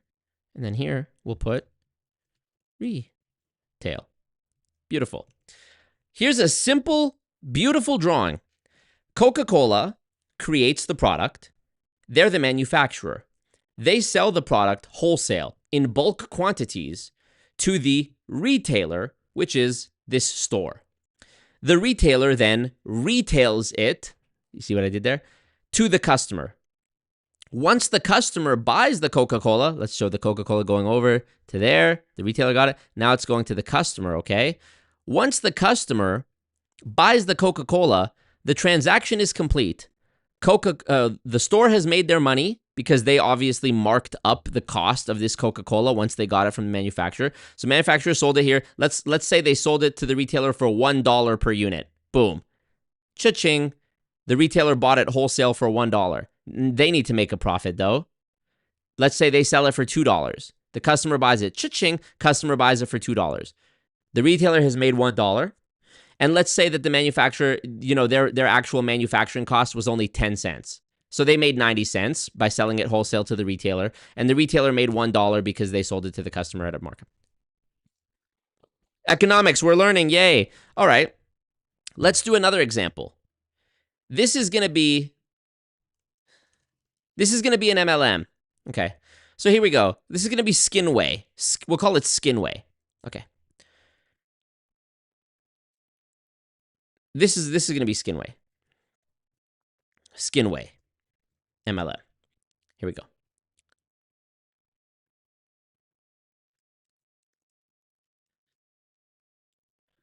We actually need to shrink this down a little bit so that I can make this point. Because this is a point I tried to make to Jarrod, and he really didn't get it, which is unfortunate because I thought it was quite simple. All right. Make another arrow. And we'll call this one family. Here we go. All right, what a piece of art. Okay. And we'll bring this over here, and we'll bring this. We'll call it, it's a mystery. What is that? We don't know what it is. It's a mystery. All right. In this example, the manufacturer creates the skincare product. We'll call it Skinway. They sell it wholesale to the actual company, okay? In some cases, MLMs, big enough ones, will actually have their own production facilities, so they're acting as the manufacturer and the wholesaler. So, but just for this example, bear with me. This company, this factory that produces white labeled skincare products, it's basically just like no-name skincare, okay? It's just random goop in a bottle. You can place an order, and for a minimum amount of units, you can put your logo on it and your branding, and you have a ready-made product, okay? So they've manufactured it. Skinway says, okay, I'll buy this from you. Cha-ching, they sold it wholesale. Beautiful. Now, when Skinway sells it, they say, okay, you can join as a distributor. And every month, let me delete this Coca-Cola. And every month, you're going to pay us for product. So you're going to get product. Okay, ready? You're going to get product. Boom. And then next month, he's going to get product. And next month, he's going to get product. And look, he's buried in product. He's garage qualified. It's just piling up. More product, more product, more product, more product. Now, you see I put distributor in quotation marks here. Because once Skinway has made this purchase, It actually is the retail purchase. They've made their money. Just like with the Coca-Cola analogy. Coca-Cola Corporation sold it to the retailer. They sold it at a markup, more than what it cost them to make it, and they made money when the retailer bought it wholesale. The retailer then marks it up again and sells it retail to customers who enjoy the product. And this guy is going to drink it. That's the end of the chain. The customer here in this Coca-Cola example is not then going and taking these bottles of Coke and walking out of the Walmart or whatever the store is and going and trying to resell that Coca-Cola. If he really wanted to do that, let's say he wanted to open his own store and become a real distributor, a real merchant or retailer of Coca-Cola, he could eliminate this completely, and he could go straight to the manufacturer. He doesn't need this retailer. He doesn't need the store. And this is a point that DL, Mr. Better Than Amazing, such a stupid fucking name, who Jarrod said was his best friend, this was a point that he missed completely in the debate. In the comments, he was saying, oh, I used to do that. I used to go to Sam's Club when I was in school, and I would buy a bunch of candy, and I would sell it back to students and make a profit on the candy. What you described, DL, is this diagram here. That's what you described. Actually, sorry, correction. What you described, DL, is this. Oh my God. Retailer. Okay. What you described, DL, is this. You went to Sam's Club. Sam's Club. DL, this is what you did. You went to Sam's Club. You bought candy wholesale, and then you sold it to other students at school, and these were your customers. Notice how you didn't sell it to the customer and then tell them, oh yeah, go recruit other people who are going to also buy and sell this thing every month. That's not what happened there. Okay? And what I was trying to explain to both Jarrod and DL, and neither of them got this, was that in MLM, they add another layer to it and call it something else, which is part of the disguise and part of the scam. In Skinway, the product was manufactured by the manufacturer. Skinway bought it for wholesale. They then sold it to the distributor over and over and over again. This distributor right here, who's buried beneath all this product, you can't even see him anymore, he's stuck with all this product. He thinks he's a distributor, and now it's on him to keep buying this every month and either use it as it sits in the garage or try to sell it to these people. So what are these people here at the end with the question mark? What are they? What are they? Are they customers? What are they? I would argue that if they're buying this again, okay, if they're buying this, let's say the distributor is actually successfully able to pawn it off on them, all they're doing is reselling stuff. They're not actually a distributor. They're just reselling products they bought. AKA, it's like having a garage sale. It's like going on Facebook Marketplace and being like, does anyone want to buy these old books? You're not an official, it's not business. You're not a business person. You don't own a company. You're not a business owner. You're not a CEO. You're not a boss. The sale was already made. And I made this point so eloquently in my speech at the MLM conference in 2023 and 2024. How would Skinway, in this example, how would Skinway know once they've sold the skincare to the distributor right here, and we're on this step, how would they know whether this distributor sold the product to other people or just consumed it personally, or if it just sat on a shelf collecting dust? They wouldn't know is the answer. And I think you would agree with me, ladies and gentlemen, that if the company, Skinway, has no idea about what happens to their products, that they would be doomed to fail if this was truly based on sales. Any sales organization probably needs to know those minute data metrics. They probably need to know, okay, who is our demographic? What's the age range? Where do they live? What's their favorite product? Do we need to adjust the size of the product? Do we need to adjust the scent? We need to get customer feedback. We need to know if the color on the packaging is good. We need to know all of these data points. But when you're selling the product to a distributor who's then stuck with it, how would you know any of that? You don't know. And yet these companies are able to be around for decades and decades. How is it possible? How is it possible these companies are still making money and they're still around? Well, they must be getting the money from somewhere else. And as you know, the money is just coming from the distributor purchasing it every month. They are the end customer. This was the retail sale. This was the retail sale. They might call it wholesale, and they might say, okay, you bought it wholesale from the company. You're a distributor. That's a lie. That's just clever language, doublespeak disguised. And just like the insurance disguise, just like the real estate disguise, most people don't actually have experience with being a retailer or running a store or actually being involved in commerce or sales or owning a business, so they're none the wiser. Okay?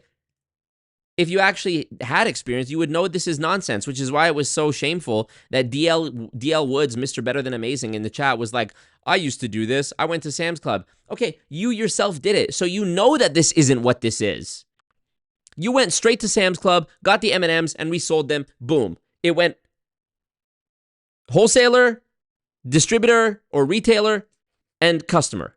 This is going manufacturer, wholesaler, customer, customer, sub-customer, customer squared. What do we call this? So, you can, just like in this example, this customer who bought the Coca-Cola, they could say, okay, I bought a bunch of Coca-Cola for $2 per unit. I'm going to go try to sell it for $3. You could do that. But why would someone not just go, no, if I was interested in buying Coke, I'll just go buy it straight from 7-Eleven or something. Or if I really want to make a higher profit on it and resell Coca-Cola, I'll go straight to the manufacturer and I'll create my own corporate account with Coca-Cola.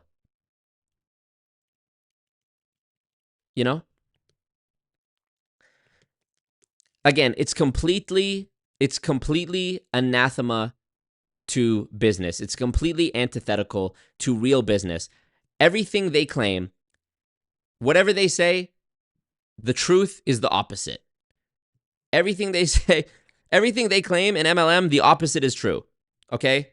They're not distributors, they're customers.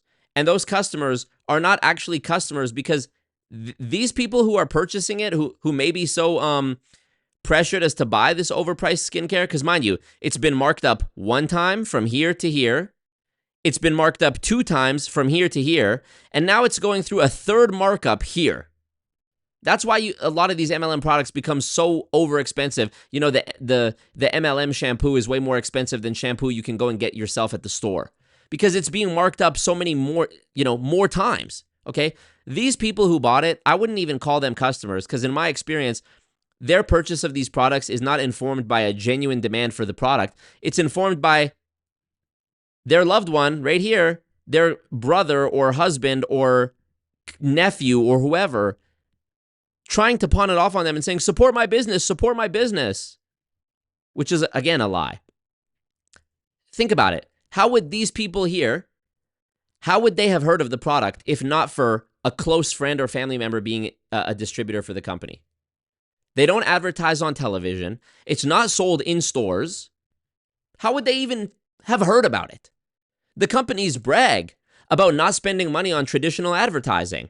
We use word of mouth because it's the best method. Really? Then how come the biggest retailers in the world, Walmart, Amazon, how come they don't use that model? How come Costco has their own model that's not word of mouth marketing with a bunch of sub Costco, distributors running around? Where are these people? Where are these people? If there was truly this thriving market of direct sales, wouldn't these people be knocking at my door every single day? The Direct Selling Association claims there's millions of people in the United States doing this every day, making a living off of this. Where are they? Where are they? I'll tell you where they are. They're in cafes, drinking their Amway Perfect Water and reading Who Moved My Cheese, waiting for some young, naive college girl to sit down next to them so they can say, I like your iPad. They're in Target, pretending to look at birthday cards, saying, I love those shoes. That's not sales. Okay? Whatever they claim, the opposite is true. Okay, great. Now let's go back. Now that I've made that point eloquently, let's go back.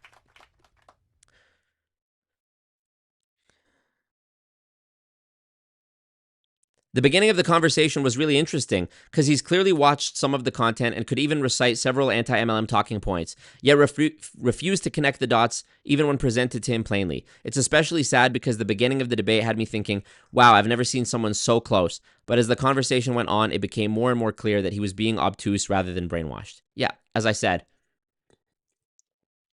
it's difficult to make a man understand something when his income, when his salary depends on his not understanding it.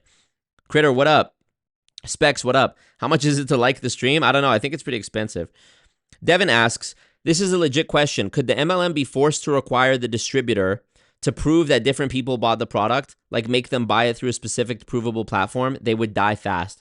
It's funny you mention that because in Unicity's, and I talked about this in my Unicity video, in their distributor agreement, they have this 70% rule where the distributor agrees by signing the distributor contract that they agree that they have sold or consumed a minimum of 70% of whatever product they ordered each month before they reorder. But there's no way of actually enforcing this or knowing. It would be on each individual distributor to keep receipts and invoices, which you know they're not doing. Okay?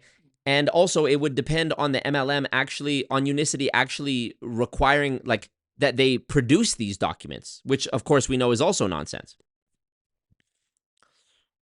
And I also wonder why Unicity is even doing this, because as we just looked at in the Lois Greisman letter to Joseph Mariano, there is no minimum test. There is no primary source of revenue test that says, okay, if you can show us X percent, 50% or 70% of sales went to end users or end customers, that doesn't preclude you from being a pyramid scheme. So again, it's just a bunch of this legalese and these safeguards. It's just all nonsense. It's just an apparatus of lies. Mr. Better Than Amazing replying to Michael here. Michael said, I don't trust anyone named DL. Then Mr. Scammer said, DL. Lames laugh at other lames. Okay, so you're calling yourself a lame. And I said, it's DL now. Sorry, it's out of our hands. LOL. And then he said, either way, it doesn't affect me. Remember, it's not what they call you. It's what you answer to. Well, you've been answering to DL. So. I mean, this guy's so deeply in the Matrix too, you know?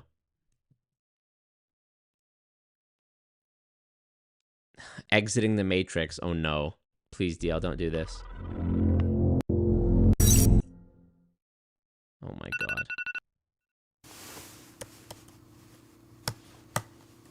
This reminds me of the Austin Godsey video where it was like, it was all a dream. It's like, Austin, wake up, wake up. And he's like traveling around and saying all these stupid quotes, you know? Life is like being pregnant. Remember there was the one quote in his video that was like, life is like being pregnant. Everyone congratulates you, but nobody sees how many times you got fucked to be there. It's like, oh my god. He thinks these are like deep platitudes, you know? You can't sell dreams while dressing like a nightmare. We should get that ring. Okay. Hey, man, what's going on? Yo, you know you can't be sleeping on the job, man. You know I'm looking for that bonus this month. All right, well, let's get it, though. What is this? Everything going, yes. Hey, Cindy, this is DL Woods with Op Blocker. Remember I was telling you about our service that allows for you to get more productivity out of the employees with less debt. LOL, him showing how much of a slog it is to have a job. Yeah, DL, I'd rather be a legitimate businessman, entrepreneur, millionaire, influencer, spending my time commenting on YouTube videos and arguing with people who rightfully point out that I'm a fucking scammer than actually working a job. What a horrible existence to have a job. God forbid. God forbid somebody make an honest living and pay their bills. Somebody screenshot this and make it a meme.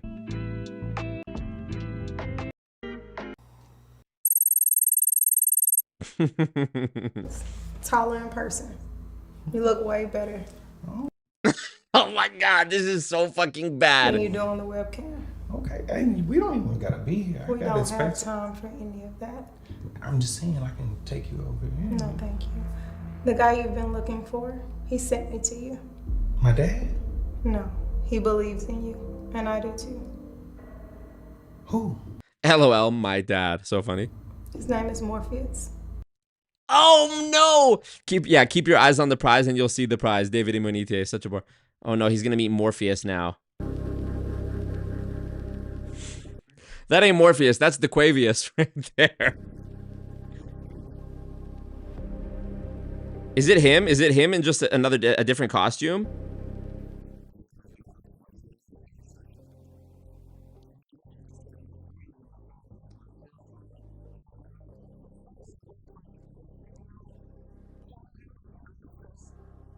Right. So that's not you that's actually been searching for financial Look how short his tie is. freedom. Spec said, let it play, don't skip. Okay, this is so cringe, I can't even do this. Exactly. See, I could teach you how everything they've programmed you to believe is a lie. Go to school, get a good education so you can get a good job. Good things come to those who wait. If it was that easy, everybody would do it.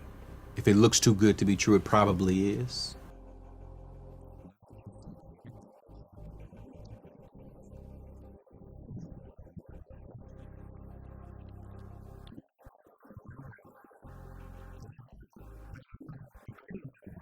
Yeah, I don't know why the mix is like this. Like, one of the voices is mono and the other one is like stereo. Critter, oh my god. Critter donated 10 Canadian dollars. Not Thank you, sure Critter, if I'm you're a seeing legend. this right, but am I the first to Thank drop you, a Critter. box tonight? No, actually the dono goal was filled and I just reset it. But thank you, Critter, you're a legend. Thank you so much. Appreciate you. Critter, pull up to GoonCon if we go watch the play.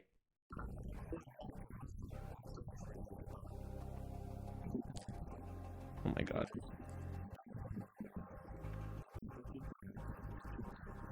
This guy thinks gambling on Forex trades is like is akin to waking up out of the Matrix when most people lose money trading.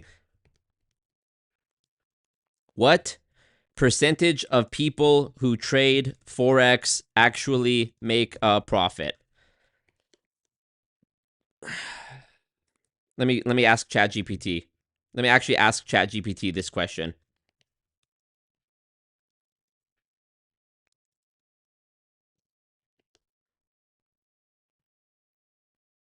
Most people who trade Forex do not make a profit. Okay, in the EU, brokers regulated by ESMA must publish the percentage of retail accounts that lose money. Across dozens of brokers, the figure consistently ranges from 70 to 90% of retail Forex traders lose money. This is why it's so funny when you combine Forex with an MLM like I Am Academy did, because it's like one money-losing venture wrapped inside of another money-losing venture, which is MLM. You can lose money on trading, or you can lose money trying to recruit a mathematically impossible endless chain of new recruits who are you're just going to end up burning all those bridges with your friends and family and making everybody hate you. You know? Only less than 5% achieve sustainable long-term profits. Can't make this shit up.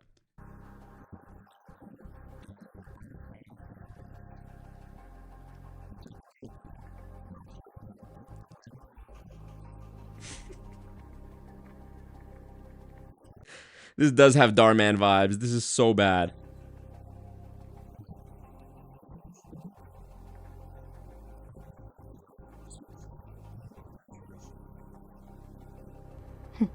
He's cute.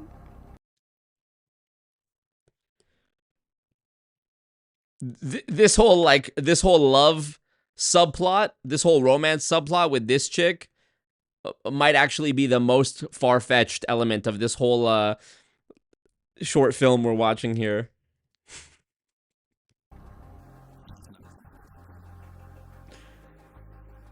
What up, Leanne? Skittles, man.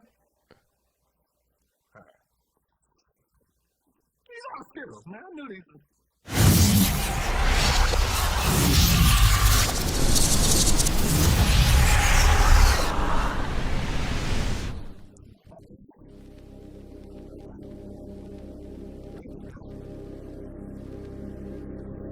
That's not how the Matrix works. You don't get to take the blue pill and then redo it and take the red pill. Oh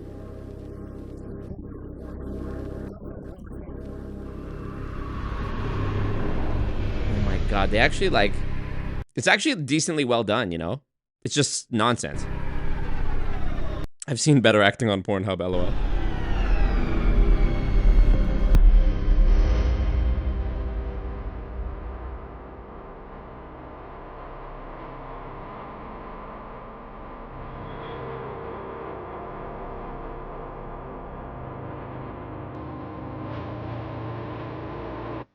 Skittles needs to be on the soundboard. Hilarious. That's how cheaters do life. They redo everything. So true. Skipping ahead. Look at the charts. The chart behind him on the wall just like going down. He's just losing money.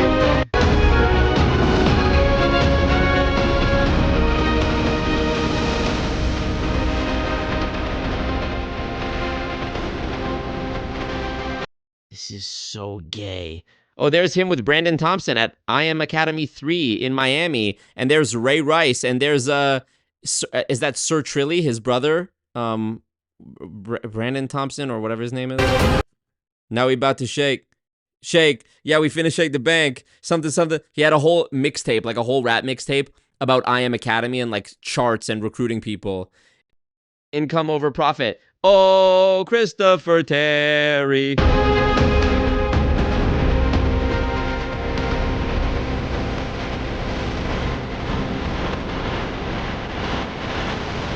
Trying to explain this to the graphic designer on Fiverr. Hilarious. Okay. Well, she's going to wake up now. Go out in the world and go unplug people that are ready out of the matrix. Not everyone is ready to be unplugged. Redo the take. Not everyone is ready. Redo the shot. There are 4 types of people that you're going to run across. Person number 1 is that person that is not ready to be unplugged from the matrix.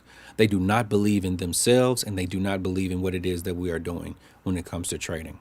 Number 2, that person believes in trading, however, they don't believe in themselves. They are not ready to be unplugged from the matrix. Person number 3 is the person that says, you know what, I believe in trading. However, I want to cheap my way to success. They do not want to pay for a mentor. They do not want to pay for coaching. They want to take the free route and hopefully they run across some great information. But we always say it. You're going to pay one way or the another. You're either going to pay for training or you're going to pay in lessons from the market. And person number 4, that's the person that's ready to be unplugged from the matrix.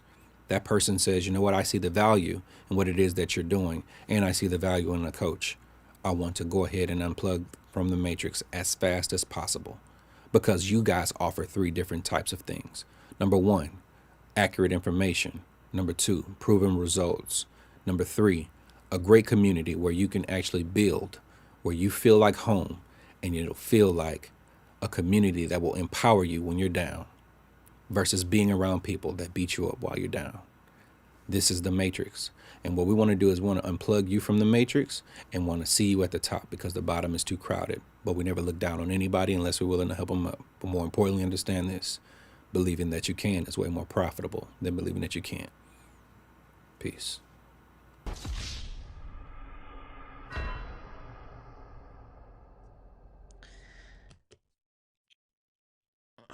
Gonna go scrub my eyeballs out with bleach after this to wash that away. That was so bad. So fucking cringe. Okay.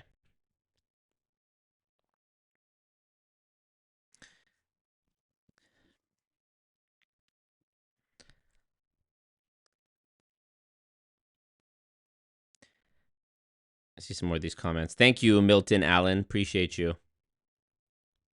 All you guys who support. You know what I really want? I mean, the donations are awesome, but I love building the cult bonds stronger. And I love, we had a moment in 2023, I think, or early 2024, when literally the whole chat was green because people kept gifting each other memberships. I love when y'all gift each other stuff. Of course, I benefit from it too, but I love that. Strengthening the cult, the community. Oh yeah, here, Bad Dog timestamped the most could be 30%, MLM math, you know? Most would mean more than 50%. Most is left to your imagination. To me, most would mean more than 50%. Most is not 30%. Most means a majority. Most over 50%. Most means 51% or more. Marco, Can we at least agree on that? Marco, what you said is this. You said 99%. That's why Andrew parroted it.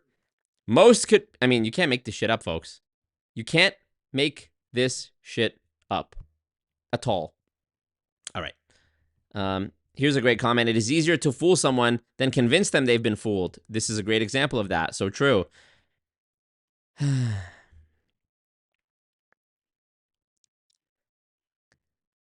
All these guys have the same demeanor, suits, and bizarre analogies. MLM cult members aren't that hard to spot if you know what to look for. Yep. The way he talks around the topic and manipulates the convo to fit his narrative is unreal. He's delusional. No one joins an MLM to do nothing. You join it for the dream you are sold by these con artists, and that's what they are, period. So true. Jarrod uses storytelling to pull at people's emotions, and he does this subtle thing when he uses your name at points during your engagements and storytelling to try and create a sense of familiarity. Does that make sense with you, Marco? Well, Marco, let me tell you this, Marco. And then they'll do the thing where they're like, you know, when I was 15, raise your hand if you ever been 15. Eh? I remember at my birthday party, raise your hand if you ever had a birthday. You know, just like warming people up to the idea of agreeing with you. You know. Some of his comments are missing. Did he delete some of his comments? 20 years in a cult, imagine. Oh, damn. Did he block me or has he been deleting comments? Because I know for a fact, like, look, this says 2 replies. But when I click it, there's only the reply to Jarrod and not Jarrod's actual comment. After Marco said delineate, that became Jarrod's favorite word, Lamau. So true. And it seems this comment was deleted too. This was Marco's first real challenge, and he still pulled off the late TKO. It wasn't a real challenge. These people all talk nonsense. More deleted comments. Where is Jarrod? Where's Jarrod's comments? The whole point of this was to react to his comments. Did he see that I'm live looking at his comments and he went through and deleted all of them? Let me refresh this. Whiteboard, black and white, Where are his comments? Damn. Jarrod, what's going on? I didn't block you. So unless you blocked me on YouTube or you deleted your comments, what the helly? Dude, he replied to almost every single comment and now they're all gone. Yeah, see, this one from Devin had a reply on it 100% earlier. He replied to this comment. I remember it because it was earlier today. I wonder if Jarrod introduced David to spray technology. So funny. I still gotta go back and cut that David Imonitier stream down into an actual video because it's so absurd. The spray technology. Here's a comment he didn't delete. These guys literally bomb you with analogies, but when you flip the same analogies back to them, they call it a false equivalence. Yep. Context matters. That's what makes a good faith argument. Shut up. You know. The fact that his lawyer dad said stay away from MLMs should say a lot, and not listening to him is crazy. He also replied to this comment, and he said, yeah, thank God I didn't listen to him. Now I'm a blah, blah, blah. And that comment is gone now, too. Critter. Jarrod is so rude. His power trip of shouting over while he's trying to answer. Come on, man, relax. I love it. I love it. I can't believe you've done this. Sounds like Scott and Peter when it's done right. You know, what's the right way to scam people into a mathematically endless proposition? That was so powerful. There's no way he was listening. Thank you, Brandon. That was at the end there. Most polished debate opponent Marco has had thus far. He does babble a bit too much, but what a salesman. I have to respectfully disagree. If by polished you mean he interrupted less and he was like more self-assured wrongly, then yeah, sure. What most well-spoken MLM shill Marco has debated. Okay. Show me an NPC MLM scam artist who uses the same vernacular as every other one. Jarrod Wilkins enters the chat. Let me repeat this again. One more time for those in the back. Insert long-winded personal story. Make excessive hand gestures. That's a great question. Number 1. Number 2, insert head nodding. Ask off-topic personal questions. By the way, he was asking me, like, what's my favorite sport? And then never even got to the point he was making that had to do with sports.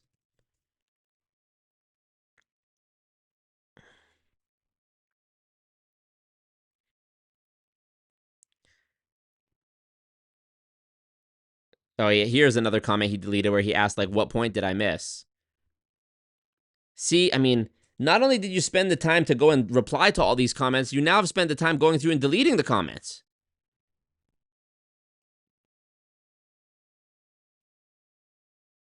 I was so against pyramid scheme. I was so anti-MLM, bro. After, yeah. Always nonsense. Always the same. There was another comment I'm trying to find, which is good. 3-0 body bag by Marco, LOL. Oh, yeah, here. This is the one. About David Immunite. He and I never have been in the same company. And then exactly 1 minute and 8 seconds later, he says we were in the same company together. He and I have never been in the same company. The company that I'm a part of now. He and I have never been in the same company.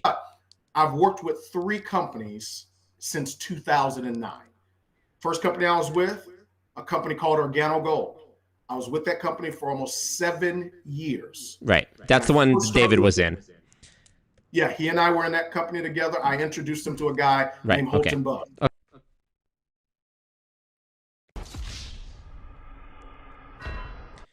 Is it still lying if you yourself don't even believe that you're lying? I think it is. You heard it here first, folks. Most means 30%, you know? Oh, yeah.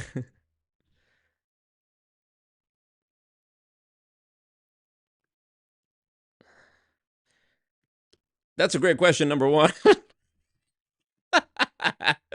This guy is full of shit. Calling you snide for pointing out most people would rather do 70 sales themselves than 30 sales plus managing some weird team polycule. Most other businesses don't recruit until physically they are loaded, making money already. My guy really falling apart towards the end. Crack showing, masks falling apart. Yes.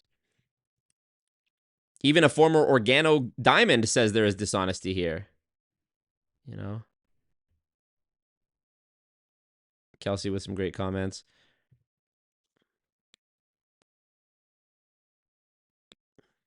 He does too much talking up, not a lot of fact giving. If you let them talk long enough, they expose themselves. So true.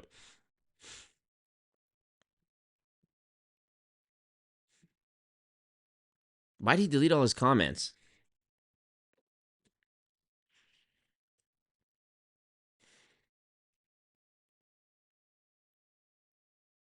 Another thing about this comment about how much he made in his first week, first month, 5th month.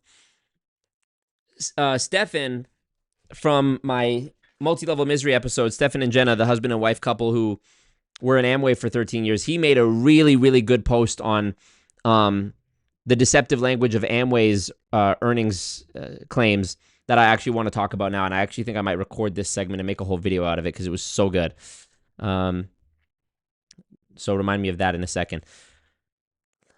Lip-licking, fake-smiling, cringe-inducing pseudo-entrepreneur. The self-proclaimed intelligent and charismatic fella knows very well what he's doing is pathetic. He also knows he can't do anything else, so just keeps going. You know? Critter. You debunk him when you refer to the monetary gain or / financial incentive, but then he says, that's not the parallel I'm drawing, and throws it out the window. Exactly. Look at this. Stupid comment. Ratioed. Jarrod did an awesome job and shows if you work hard at something, you can build a successful business. Is this Jarrod's alt account? Okay.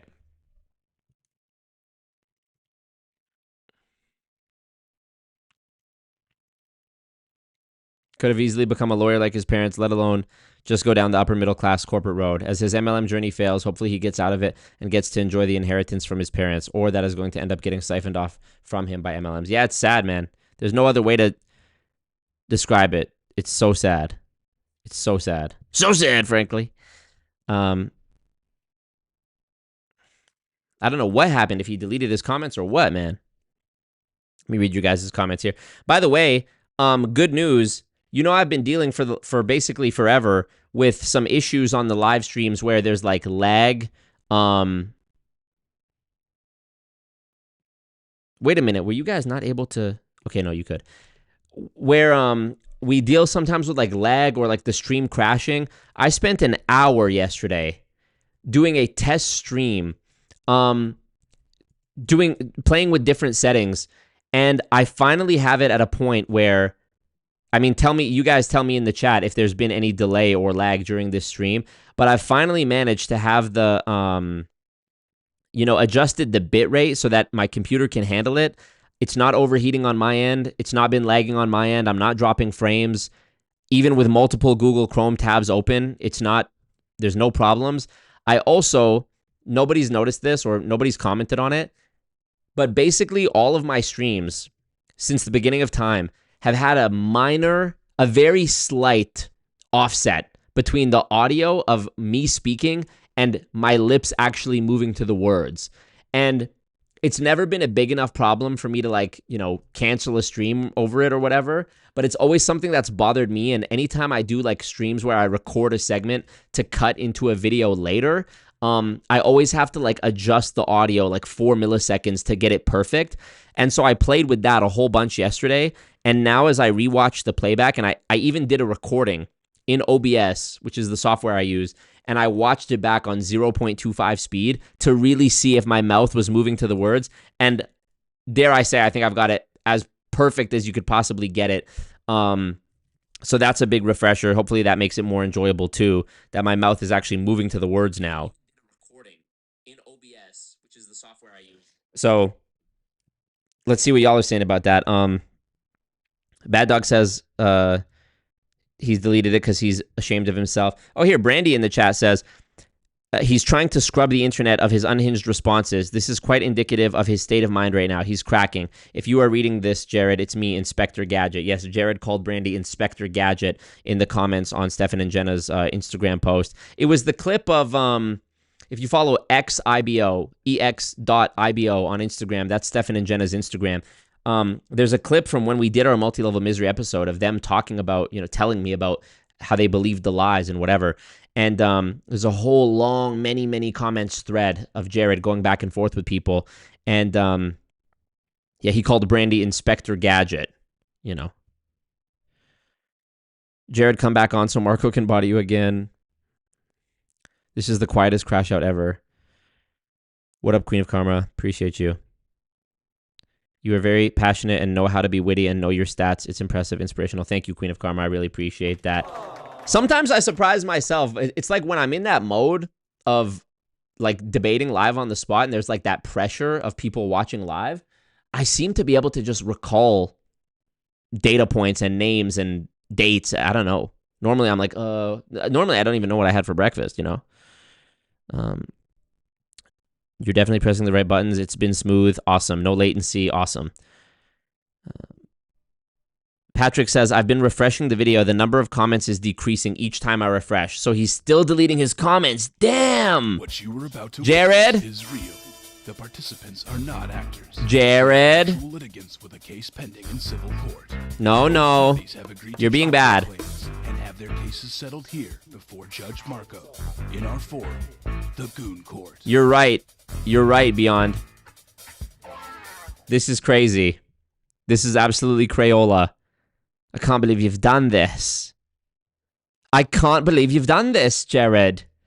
Well, hopefully it means he's waking up, Okay, I gotta open up this post from Stefan on Instagram. This is the IG, if you want to follow it.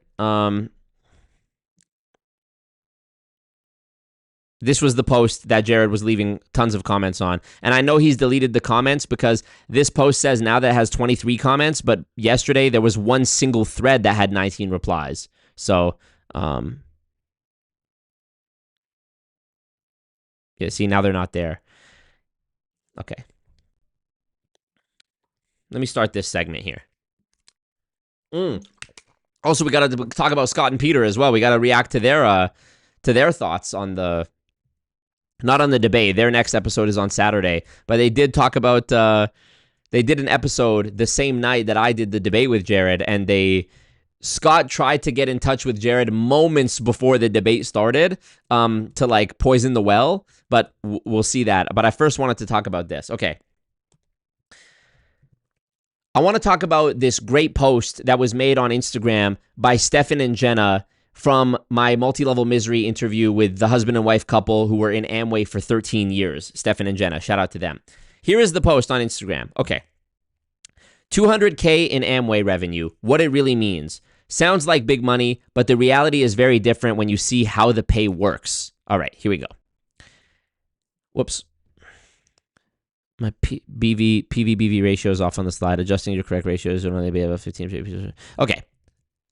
That doesn't matter. Okay. What revenue really means. The 200K isn't their personal sales. It's their entire team's sales volume, PV, personal volume, BV, business volume, before Amways cuts, downline bonuses, and expenses. Before Amways cuts, downline bonuses, and expenses. So when you see people in MLMs talking about how they've earned this much in revenue, $1 million in revenue, it doesn't actually mean $1 million into their bank account. Amway pay structure. Bonuses are a percentage of business volume. At this level, the max is 25%, but after splitting with downline legs, it's often 8 to 12% net. This is before any expenses are factored in. Okay, and then Stefan offers a correction here. Ratio is off on the slide. Adjusting correct ratios when you actually only be at 15 to 8% bonus bracket. When you adjust for downline payout, you're back at the same 8 to 12%. The rest is accurate, and the final result was accurate. Got it. Okay. The gross math. 200,000 times 8% equals $16,000 per year. 200,000 times 12% is $24,000 per year. That's about $1,300 to $2,000 a month gross income. A far cry from what you would expect someone is actually taking home if they claim to be making 200K. Retail margin. Some add small retail profits, but most focus on recruiting, not selling. Extra retail might add 2K to 5K per year, but that's rare. I've talked about this in videos before. Even the term retail is a misappropriation of that word and is not genuine retail, because the distributors in MLMs who buy the products, they themselves are the retail customers. The companies may refer to them as distributors or IBOs, but they are actually buying from the company who is making a retail profit off of it. The company is not selling it for nothing. They're not marking it up, okay? And it's also not wholesale, because the company first incurs a cost when they manufacture. In the case of Amway, they actually manufacture their own products, a lot of them. So they're incurring a cost to manufacture the products, and the way they make back that cost is by selling the product at a markup to the distributors. Once the distributors have the product, Amway would have no idea whether that product sat in a shelf, sat in the garage, or if the distributors used it or ate it, or if they resold it. So what they're actually referring to when they talk about retailing is just reselling stuff they already bought. It's misleading, because you wouldn't call yourself a retailer for having a garage sale. For reselling stuff you bought, you wouldn't call that a business. Common expenses. Most Amway IBOs spend heavily to stay in the game. Conferences, this is all approximate, of course, $3,000 to $6,000 a year. System tools and worldwide group, or Brit Worldwide, or leadership team development. These are the teams within Amway. 1.2K to 3.6K per year. Personal product purchases, 2K to 3K per year. Travel and meetings, 1K to 2K per year. Honestly, in my opinion, these are very, very conservative estimates. And that brings you to between 7K and 15K. Yeah, I mean, I've heard it being a lot higher than that. The real take home. After expenses, a 200K Amway business typically nets, on the low end, between $1,000 and $5,000 per year, $5,000 to $10,000 per year, or best case, 15 to 20K per year. So you're still, below the poverty line, below minimum wage. Bad Dog Sports in the comments here. Don't forget, they also have to pay taxes on that income. Yeah, another great point. Why people think it's more. Uplines use gross revenue and pre-expense checks to impress, saying things like, I revenue 200K. Real net profit margins are often single digits or negative. Amway's own disclosure backs this up. I love that they included this. So let's see. The amount of people here, a percentage of all IBOs that make it to the rank of Founders Platinum is 0.5%, and their average annual earnings are $46,000 a year. Go down further. The amount of people who are at the rank of Silver, 0.22%, and their average annual earnings $11,000 for the year. For the year. Here's an even more transparent disclosure. The top 10% of IBOs earn an average of $14,251. Obviously, average is misleading, because an average factors in the people who made the most money, which would inflate the number, of course, if most people are losing money. And the median, $4,478. So that's more accurate than average. And the top 50% earned a median of $539 annually, so for the whole year. And this is, by the way, just people who had received a payment. So this doesn't even factor in the people who didn't qualify to earn anything because they didn't have a high enough PV or enough recruits under them who generated enough BV, which you have to imagine is also a substantial amount considering how hard it is to recruit people into a mathematically impossible endless chain proposition such as Amway has. The bottom line, 200K revenue in Amway does not equal a 200K salary. It's usually part-time money for full-time effort. True. I mean, he bodied that.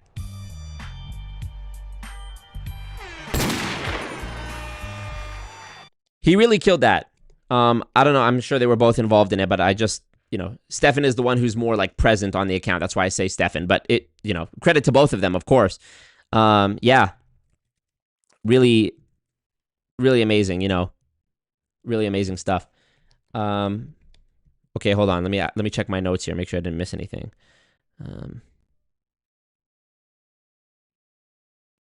Okay, talked about GoonCon 6. MLM's legal, but Ponzi schemes are not. The comments on my video, well, that got cut short because he saw that I was doing a reaction to it and started deleting his comments, which is super fucking whack. Let's see, did he message me? No, let's see, did he block me is the question. Find my DM with Jarrod. Here. Bro, you're not going to believe this. Deleted his messages that he sent me after our conversation. Unsent his messages. Look, it looks like I'm talking to myself. Sunday, 9:20 a.m., the morning after the debate.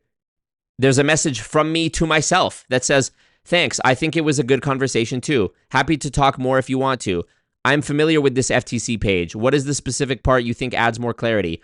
And this is in a response to him sending me a link from the FTC about MLMs and saying thanks for the discussion and whatever. That message is now no longer there. Nor is the next one, or the next one, or the next one, or the next one. Damn, Jarrod. Yikes. Does not look good. He unsent the messages on Instagram, yeah.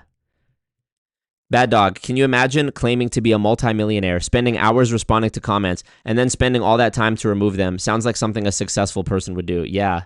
Let's see if he's wiped his YouTube as well. I'm very curious about that. Let's pull him up. Jarrod Wilkins. No way.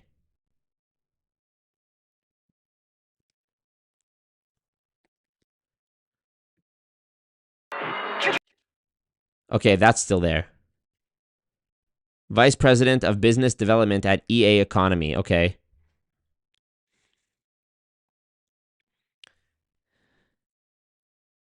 It's so David Immonitier coded. Should we just watch one of these just to see? I mean, he's been doing this so long. Here's one from 10 years ago. I'm glad to be here. That's what this whole conference is. Oh my God, it's such bad quality. And why would you put music over it too, Word prince, which means first. So really principle means first law, or first law mention. So when I talk about laws today, when I talk about these things, I'm talking about dressing up. And some people, they have this idea that, it's not all about how you look. Bull crap. You know it's about how you look. How many it's about how you look? Because one mentor taught me that when you dress up, you feel up. When you feel up, you speak up. When you speak up, they pay up. The corporate world. This guy's probably in his 40s. He sent me an email whenever the elections were. 10 years ago, man. December 15th, 2014. Bro. I was a kid. I graduated high school in the summer of 2014. In the attack your psyche because you weren't there when. One of the hardest lessons in life that I ever had to learn, which to this day I wish it wasn't true, is that age does not necessarily correlate to wisdom or intelligence. When you are a kid, you rely on adults, you look around, at this world of people bigger and taller than you. They can do things you can't do. They're bigger and stronger. They can drive cars. They can, they know how to cook food, which you don't know how to do. You maybe just learned how to pour milk on cereal. And so you assume from a young age that adults just have it figured out. They just know what to do all the time, and they know better. And then you get older, and maybe it's through a parent, maybe it's through a relative, maybe it's just through strangers that you see on the street. You learn that actually everybody is winging it. Everybody is doing life for the first time. And there are people who don't know what the fuck they're doing, even at an advanced age. I remember one moment when this... Dominic Gizzo, DIDDDDDD. 50 Canadian dollars. Wagwan my G. Catching this live, because I'm getting up at 5 for my journey of the broke. Mm-hmm. Guess I'm still confused about money. The fuck? Thanks, Marco. Thank you, Dominic Gizzo. Appreciate that. Hilarious. One moment when I realized this was in 2020. I was at the grocery store and there was an old man at the self-checkout thing next to me, and I looked at his groceries and it was just junk food, mac and cheese and, candy. And I remember thinking, like, aren't you old enough to know that that's like bad for you? Like, I would think someone of his age has like his diet sorted out. But no, no. Or maybe you idolize a parent or older relative when you're a kid, and then you grow up and you realize, oh, this is just a normal guy. As a matter of fact, this isn't even like a disproportionately like accomplished or smart guy. He just knew more than me.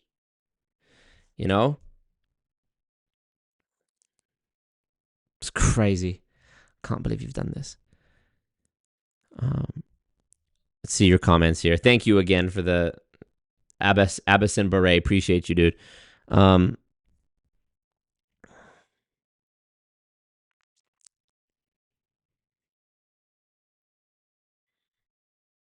Brandy says he deleted the comment thread in their reel. Yep.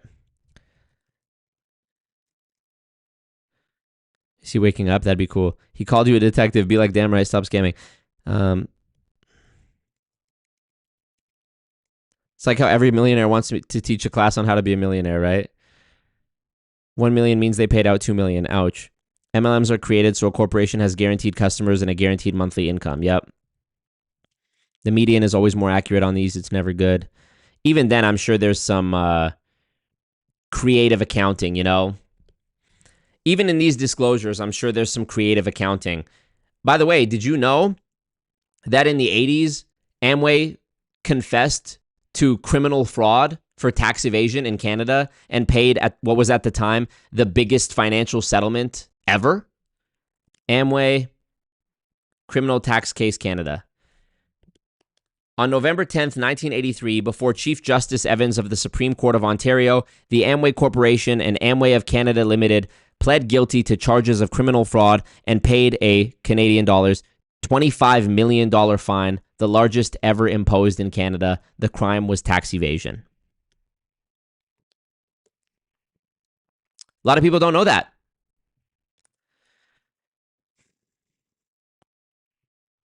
He's still watching the UFC fight. I don't think DL is going to like this.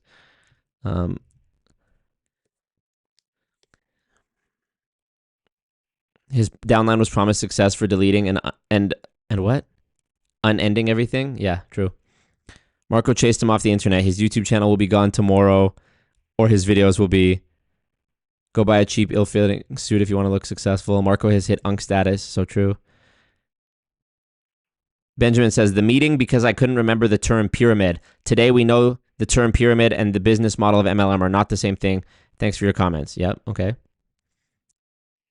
Trump and BB still eat McDonald's and Burger King. So true.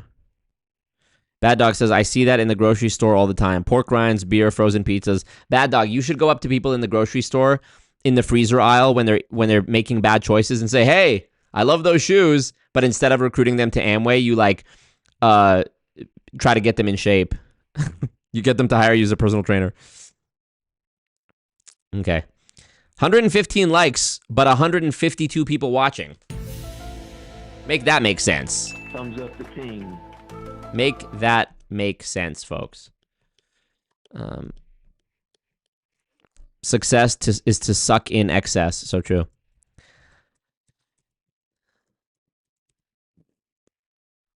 Okay. All right. Shall we go on to see what Scott and Peter said? Let's go. Welcome to Building Fortunes Radio. Make sure you check us out at buildingfortunesradio.com. Along with our marketing partners, we're here to help our PM marketing network lead customers build their businesses and make the world a better place. At Building Fortunes, we know how much your business means to you and the people important to you. So spread the word, tell a friend, join our newsletter, and go make a difference in your world. Now on to our show with your host, Peter Mingles. Hello, everyone. Peter Mingles here. You are listening to us on... We can skip the intro. We know the story. Scott was really studying MLM, so we did another radio show. Jordan Tupper, what up? Little bed, and you've done it a couple days after you broke one of your ankles. So let me put on my welcome to the Discord, Queen of Karma. I'm surprised you weren't in there already, actually. It's kind of crazy, right? Scott and Peter are like Mermaid Man and Barnacle Boy. That's so funny and so true. I'm surprised nobody ever said that yet. That's so funny. Okay, y'all can still hear me, right? Okay, let me just change the output here so that I can actually hear this. We do the show, unless there's a real important reason not to, for sure. So I've enjoyed it. This has been a great way of, as you tell me, I tell you the same thing. It keeps me sharp. Yep. Because I'm constantly looking at what's going on in the MLM land, and you are as well. Test. Why can't I hear my own? I have to make the output source. Sound, output, test. Yep. Okay.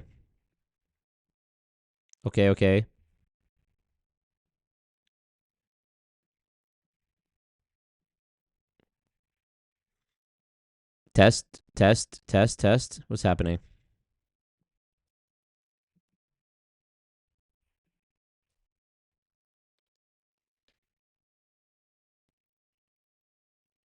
Uh-oh, my niece just texted me, do you want anything from Wendy's?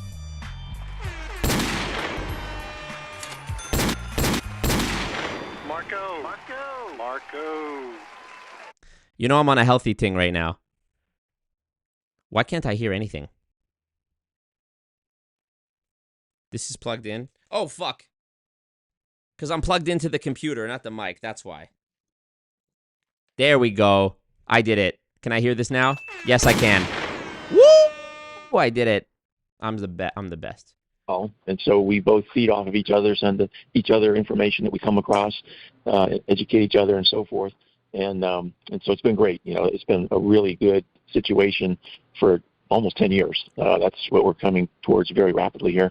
And it's I'm sure well over 500 shows now because there's 52 weeks in a year. Let me do some math here for those that aren't very good at math. If it was 50 weeks a year, then it would be 10 times 50, which is 500. So if you need to get your calculator, you can do that. So boring already, But then there's an extra 2 weeks a year. And since we've been doing it for 10 years, 2 times 10 is 20. And so you take 20 plus 500, and we're way over 500 at this point. Get a baked potato.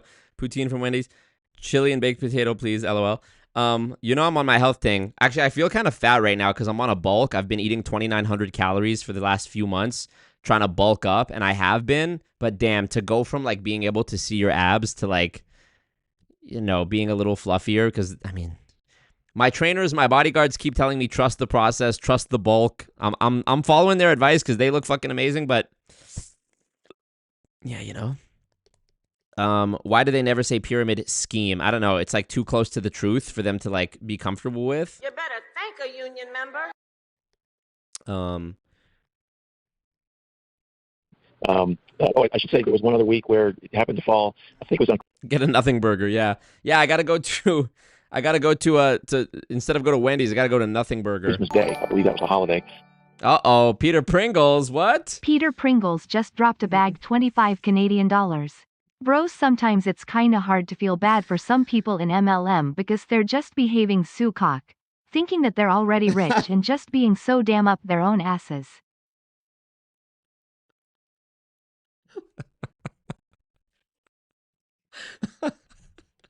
I love, I love, I love saying like, I think it's so funny, like saying so cock, you know? Thank you, Peter Pringles.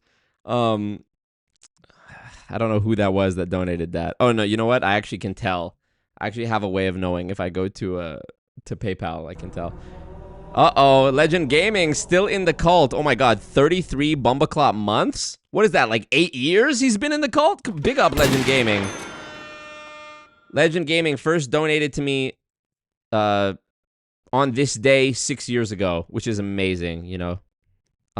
Thank you to, again, Abasin Beret. Thank you, you're a legend. It is hard to feel bad for them sometimes because they are so cock, yeah. It is hard, but what can you do? What can you? I can't believe you've done this. But we have to be gracious, don't we? We don't, but you know, it's good to be. Let's go back to nothing. And we decided let's not do it on Christmas Day. So, so anyway, that's your little math exercise for today because we're going to get back into a little bit of math here in a little bit. I don't know if you had a chance to see Mark. Somebody make me a Mermaid Man and Barnacle Boy, like layer, but with Scott and Peter. Okay, hold on. Let me look at my Fitness Pal and see where I'm at for the day. Let me see if I can eat anything from Wendy's. I need more protein and more carb, and I can afford 17 grams of fat. I need 17 more grams of fat. I need 113 more carb, and I need 82 grams protein. I feel like Wendy's is going to be way more than 17 grams of fat, right? Maybe if I just get a sandwich and not a burger. Shit. Sorry to do this on stream. Wendy's menu. But you know, it's like, damn it. I shouldn't. No, don't use my location. Takis Fuego meal. Look at this shit. You can't make this shit up. Look at this. Why would you do this? I can't believe you've done this, actually. The Wednesday meal? Oh, I love the Dave's. I love the Dave's double, to be honest. I could fuck around and get a chicken sandwich. Maybe get a grilled chicken thing. Cinnabon? Are you fucking kidding me? Saucy nugs.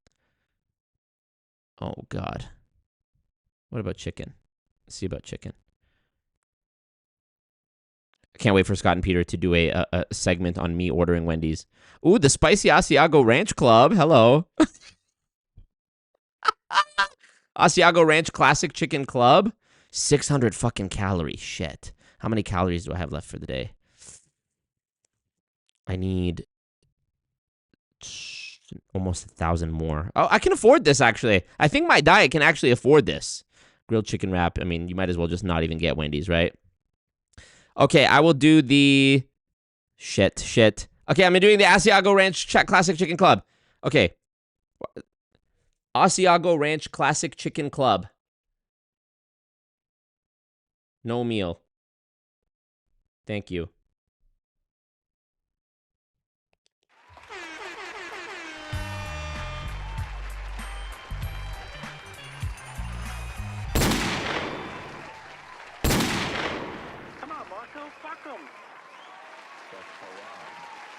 Do you like me?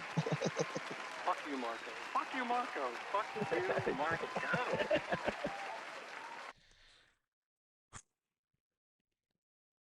God gives his strongest soldiers the biggest battles. Am I right, y'all?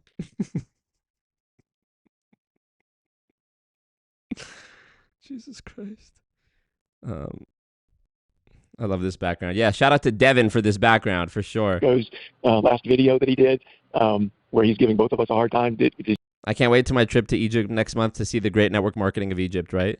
Were you able to listen to that to the end? I don't know. I have a... Oh, wait. He's talking about me. Shh, everyone. It's what we've been waiting for. It's I'm sure well over 500 shows now because, there's 52 weeks in a year. Let me do some math here for those that aren't very good at math. If it was 50 weeks a year, then it would be 10 times 50, which is 500. So if you need to get your calculator, you can do that. But then there's an extra 2 weeks a year. And since we've been doing it for 10 years, 2 times 10 is 20. And so you take 20 plus 500, and we're way over 500. So boring. At this point. I should say there was one other week where it happened to fall, I think it was on Christmas Day. I believe that was the holiday.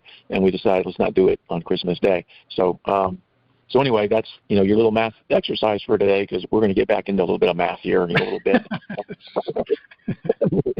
I don't know if you had a chance to see Marco's last video that he did, where he's giving both of us a hard time. Were you able to listen to that to the end? I don't know. I have a hard time going through some. There's the repetition of stupidity on Always Stupid Marco. It's really hard for me to go through. So I might have seen it, I might not. We could do this show every single week, Peter, and we could focus on just talking about all the stupid things that Marco says. You do? What do you mean we could? You do. It's been 4 years now we've been doing this. That's right. And nothing else. We could do that. And we could fill up an hour and a half every single week with all the idiotic things and stupid things that he says. But he's not worth our time because he's so stupid. And there are other very important things going on. And so we don't. But we could. That's how stupid they are. Sounds like Trump. We've thought about it. I haven't done it. We could do it. I can do that, but I haven't thought about it. Maybe we'll do it. I can do it if I want. Okay. Guy is. And it's just amazing to me. I mean, he appears to be the most stupid when he's trying to look smart. Like on that last video that he did, he started using ChatGPT to do some of his quote-unquote research. Alex says, OMG, the people they disappointed by not streaming on Christmas Day, right? I know all of us said, fuck these presents and family time and turkey and gravy and stuffing. I want to listen to Building Fortunes Radio on Christmas. Yeah. And he was trying to look really intelligent, and he just came off as really stupid. I mean, extremely stupid. You would think, if anything, an AI platform could make you look smarter, but it doesn't work for Marco. It just doesn't work. What do you mean AI? What AI did I use? Queen of Karma says, how do we all get stalkers for like half a decade or longer? What's with that? Just refuse to go on Scott and Peter's show, He just looked more stupid than if he hadn't used it. So if that's possible. Oh, right, because ChatGPT, right. Because I used ChatGPT, or rather I showed how when I was making the Unicity video, I used ChatGPT not to get my information, but just to like sort of check my work and have something to bounce ideas off of while I was studying their documents. It's just amazing to me. It's incredible. But let's go back to the main theme of this show, which is not Marco, and that is what is wrong with MLM, because both of us are fans of MLM if it's done right. Yeah, what did I say that sounded stupid? Help me. MLM done right, And we're not fans of MLM if it's done wrong. And importantly, we have very important criteria. My two criteria are, number one, what you mentioned, the Amway tool scam. And not all MLMs have this, but some do. Herbalife does. I'm sure there's some others. It's a little bit difficult to research because it's kind of in the background and it's not, real easy to find. But you can tell within your own MLM what's going on, because part of what I have done is put the prices of the tools on my websites, which I'll give you in a second, so you compare whatever you're Facebook.com/stoptheamwaytoolscam. There you go. Being sold for training and motivation compared to the prices that Amway has, and determine if your upline in your MLM, or maybe the company itself, is making a ton of money, and in Amway it's several times more than they make from Amway. And because they don't mention they're making all this money, that's what makes it a scam, because I'm not against people making money as long as they're doing it legally. But what the tool scam is in Amway is the upline, the higher up pin levels. What they do is they sell tickets to meetings. No way he's going to explain the fucking tool scam again in 2025. Let's skip this. And Amways is known for not RT. And if you Google his name. Look at this title of this. Look at the title of this episode.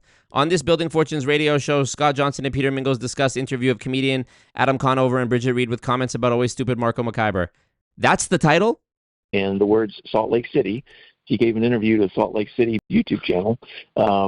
He said, hey, the tools are really your point by point. So skipping ahead. Website. That's, everything is focused around so that he was making. He said, I was making about $350,000 a year. Interesting presentation at a major function. This is a big meeting with thousands of people and contractors in the eyes of the... Talk about Always Marco again. MLM products are overpriced even if it's written. But if you pick the middle of it, it's 50%. And so that's what I use. They would become nitpicking in my mind, and that they're not even worth worrying about, because every business, whether it's MLM or non-MLM, has problems, because every business has people, every person has problems on, the whole idea of cult.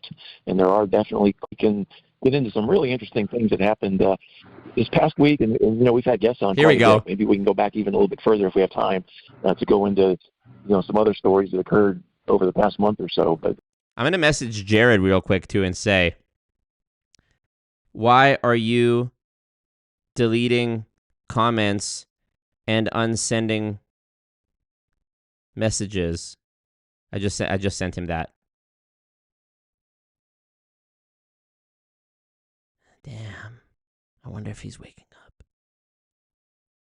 Also, one of the things that was so funny was when he said that in the debate, he said something about like how he didn't like Patrick Bet-David as well. And then literally 1 week ago on his Instagram, he has a picture that he posted of him and Patrick Bet-David.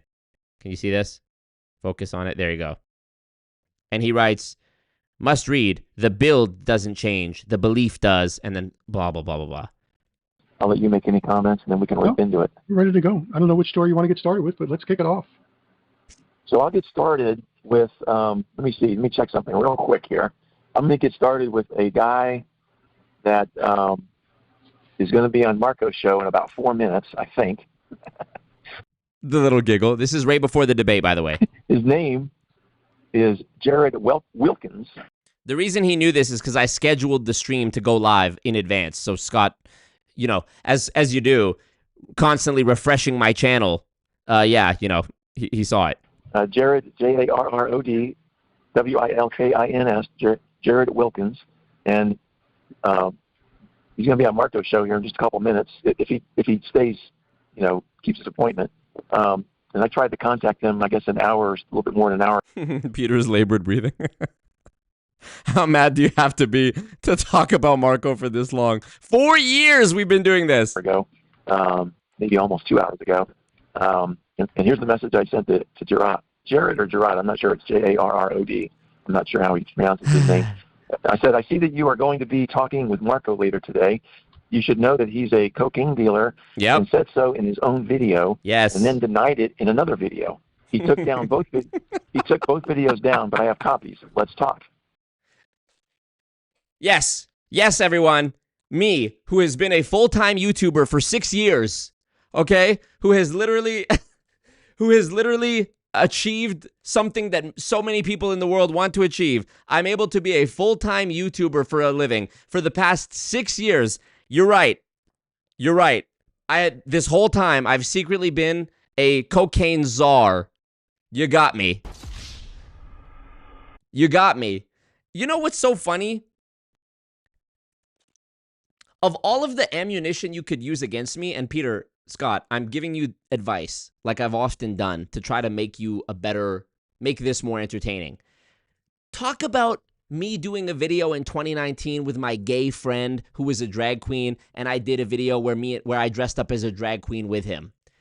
Before all of the controversy around, drag queen story time with kids, and like before the COVID and before the whole trans debate really took off, it was a good-spirited video with me and a friend of mine, and it was part of a series I was doing where every video I would immerse myself with a different like fringe group. Like 1 week I was with a group of Viking LARPers who played like with hammers and what do they call axes and shields in the park, and that was like a funny video. Then I did one with my drag queen friend, and then I did one with this group of Christian evangelist guys, and it was sort of like this was my covert way of me building a reel of acting performances, because I wanted to like have my YouTube double as like showing my acting ability, because I wanted to act, I wanted to perform and do stand-up comedy and act, and that's what I did for a long time. Talk about that. Say I'm gay. Take one of the photos that are out there of me in drag and use it to craft a narrative about how I'm like a pervert or I'm gay. You would have way better luck with that. That would be a way better like angle, attack vector. Talk about how I did blackface in grade 11 or 10 for my Halloween costume where I dressed up as 2 Chainz the rapper. At least there's photos of that somewhere. Somebody I went to high school has that. Back in 2012 or 2013, whenever I did that, granted, even that was a different time. There's such better angles you can go at me from to try to like craft a narrative, but you consistently choose the one thing that there's no evidence for.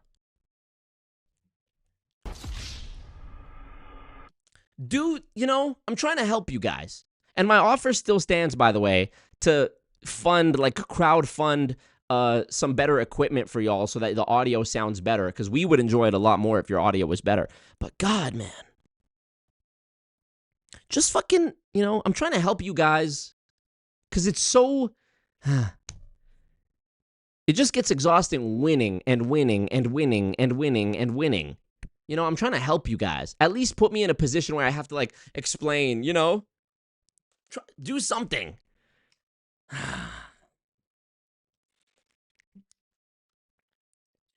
Scott has said that I was a cocaine dealer, that I am a cocaine dealer. He said I scammed some telecommunications company. He said I scammed the Canadian government out of $10,000 worth of taxes. All of the stuff you could say, he doesn't say. He just makes up new stuff. Okay, you know what? Honestly, I ought to just lean in one day to take this attack vector away from him. I ought to just be like, you know what? You're right. I am a coke dealer. You got me. You got me, Scott. I am. I'm here. I'm out here in these streets. You better. Yeah, girl, I'm out here in these streets. I'm out here. I'm a cocaine dealer, everyone. You got me. Now maybe Scott Johnson will stop using it as like a thing. You got me, Scott.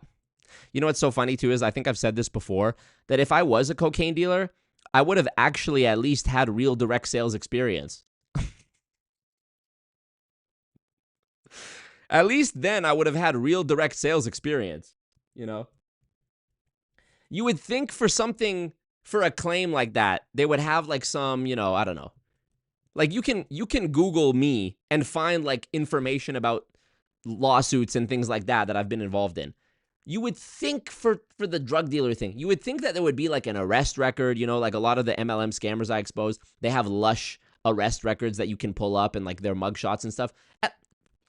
We have AI now, Scott. Fake something. Make a fake one. Make a fake mugshot of me and say that I was indicted for selling coke. At least try. You consistently go after the thing that has no evidence for it. You would think they would find some public record of me being arrested or something. You know?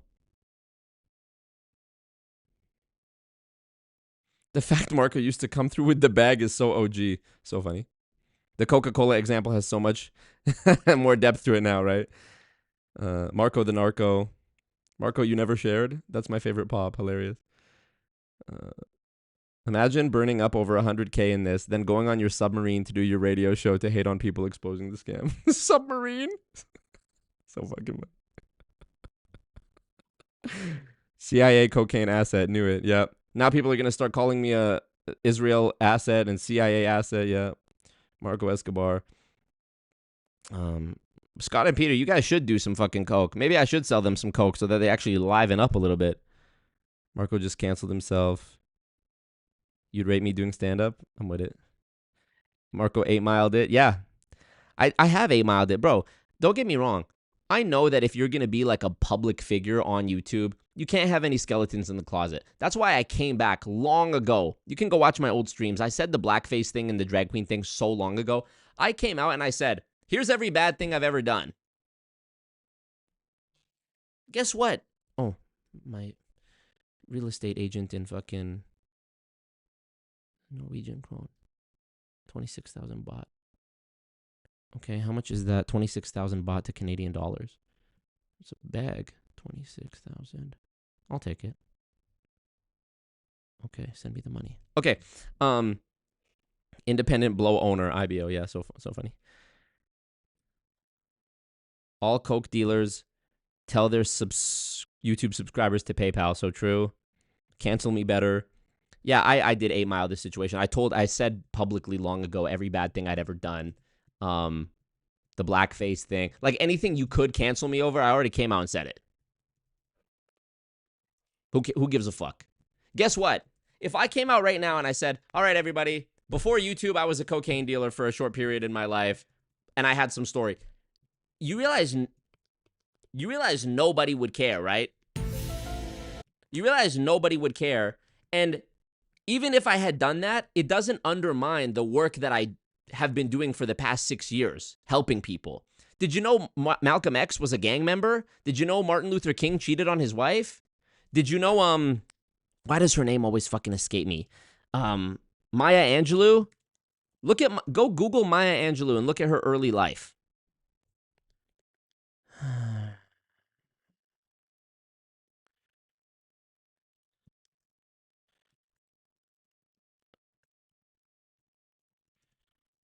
I think it was Maya Angelou, if I'm not mistaken. Okay. Maya Angelou held many jobs, including some in the sex trade, working as a prostitute and a madam for lesbians, and describes so in her second biography, Gathered Together in My Name. In a 1995 interview, she said, I wrote about my experiences because I thought too many people tell young folks I never did anything wrong. Who? Moi? Never. I have no skeletons in my closet. In fact, I have no closet. They lie like that, and then young people find themselves in situations and think, damn, I must be a pretty bad guy. My mom or dad never did anything wrong. They can't forgive themselves and go on with their lives. Nobody would care. I think generally people are smart enough to look at people as like the whole package, you know? 50 Cent was a drug dealer. Jay-Z was a drug dealer. People love these people. This is like, you know, it's part of their story. You love rappers who provide you entertainment and do philanthropy and do good now, even though they had a past where they were like the villain. Nobody would give a fuck. And I regret even having ever denied the cocaine thing, because I like that it adds mystery. I like it. It's part of the like, there's more to this guy. I love it. I love having the mystery, you know? So, yeah, you got me. Anyways, continue. And so I guess a little over an hour later, he said, "Oh, wow," with a smile on his smiley face. So he's saying he messaged Jarrod and said, Marco's a cocaine dealer, let's talk. And Jarrod replied, oh, wow, smiley face. And a couple of minutes after that, I noticed that he had responded. And I asked him, can you talk now? I tried to call him. He did not answer. And then... LOL, Marco's never even done coke, and he just proved it. Lighten them up. No, I said liven them up. Like, give them more energy, right? I said, I have a podcast starting in a few minutes. If you would like to join, let me know. And Snoop Dogg used to steal jeans from the local mall. There you go. They think it does. Like, since anti-MLM advocate means perfect life, clean record, ask social workers how their lives went. Yep. They love to throw around the word defamation, but they're actually doing that by claiming you're currently a cocaine. Yeah, I mean, look, at least... Oh, got the money. At least claim that it was a past thing. When they say that I'm an active cocaine dealer, it's like, bro, nobody even believes. Again, let me help you guys. At least try to make it more believable by saying that I was in the past. Don't say present day. Nobody's going to believe that. Nobody's going to believe that. And then I also sent him a link to one of our favorite websites. It's called alwaysmarco.lol. Oh, Marco, we need to see you on Jubilee, 20 pro MLMers versus 1. Yeah, that's amazing, Kira. I would love that. You'll find lots of good stuff about Marco on that.